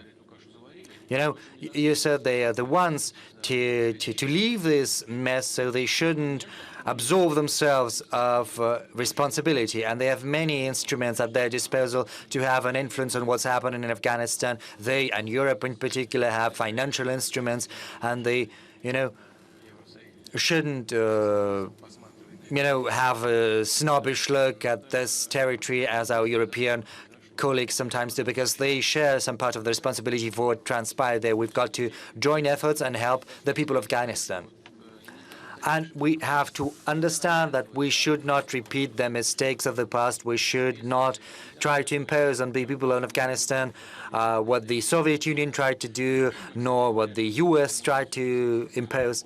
I think the USSR had a better, a more balanced approach when it intervened in Afghanistan. And the regional powers, and Russia in particular, are interested in improving the situation, and Russia will do its part to make sure the situation normalizes. As we can see, Taliban is trying to fight extreme radicals whose terrorist aspirations leave no room for doubts. They try to fight ISIS in particular. We understand ISIS simply joined Taliban to achieve their short-term goals. Right now they're attacking Taliban themselves. And we also understand that inside Afghanistan, Taliban has to build bridges with all ethnic, religious groups, with all political organizations, social organizations.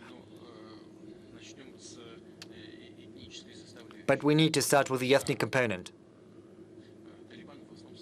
Taliban mostly consists of Pashto groups, but there are also Tajiks, from 40 to 47%, according to different assessments. That is a very big number. Besides, there are Uzbeks, Kazaris, and other ethnic groups too. So if you look at it from this point of view, yes, we know that there are representatives of these groups in the government, but not in the first row of seat. And there are people who want to claim an active role in the new government system, and this balance has to be struck. We're not nudging them to do anything. We are just sharing with them a view from the outside.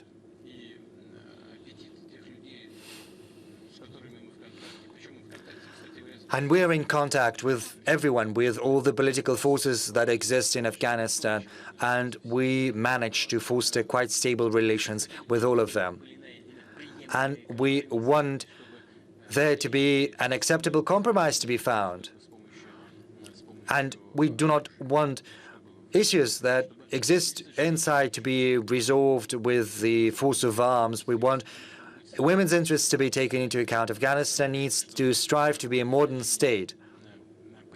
And I believe that the role and significance of Pakistan in that sense is not inferior to those of China or Russia.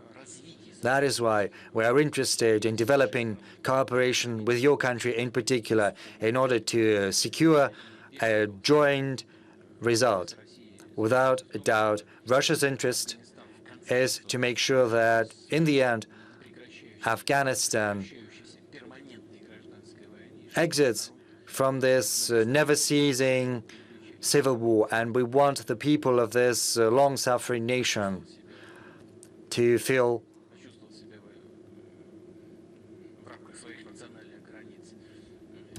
safe and secure within their national borders. We want the people of Afghanistan to have a chance to peace and prosperity, and we will do everything in our power to obtain this result.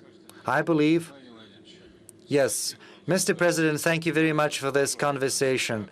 I will absolve you of the functions of the moderator because it's high time. Well, you know, I never laid a claim to your position, you know, in a preventative manner. I think we've had a very interesting discussion. We've covered almost all the subjects possible. A huge thank you. And throughout this discussion, I think we shouldn't haste to go to New York. I think next year Valdai Club is going to gather once again in Sochi. We hope that everything is going to be great. We'll see you in person, and we'll probably have a 5-hour discussion next time. Yes, thank you. You don't need to organize this concluding session in New York. You know, there's no irony to what I say. Many people interesting would be go to Afghanistan, to other countries. There is good grounds behind that, and in Europe too, to talk about the issues that Europe finds most relevant today. Well, we could talk about energy, climate issues. Why not? I know, yes, we hold events everywhere, and you could do that in New York too. Thank you. Are you laughing? You don't think that is important? I would like to thank you, colleagues. Indeed, for many years you've been coming to Russia, and you still demonstrate a great deal of interest in our country. That is a good opportunity for me, for my colleagues, because your humble servant speaks in this format. Our ministers come here as well. I know that our foreign minister spoke here. The mayor of Moscow, our capital, spoke here in the past. It gives us an opportunity to tell you what our view is of Russia's role in today's world, the direction we're moving in. I think this yields some very good practical results. You know, colleagues, you know, our vice prime minister has just got back from the U.S. and he says that I was surprised, he says, when I spoke to the administration, to the security advisor, and I felt, he said, that there was some deficit of information. Maybe the CIA, they don't trust the CIA or something, I don't know. But such platforms are in high demand because they give us an opportunity to have a frank discussion, to speak to one another, to feel one another, and the decision makers at different levels will take into account, in particular, what we speak about at the Valdai Forum. Thanks a lot, and bye.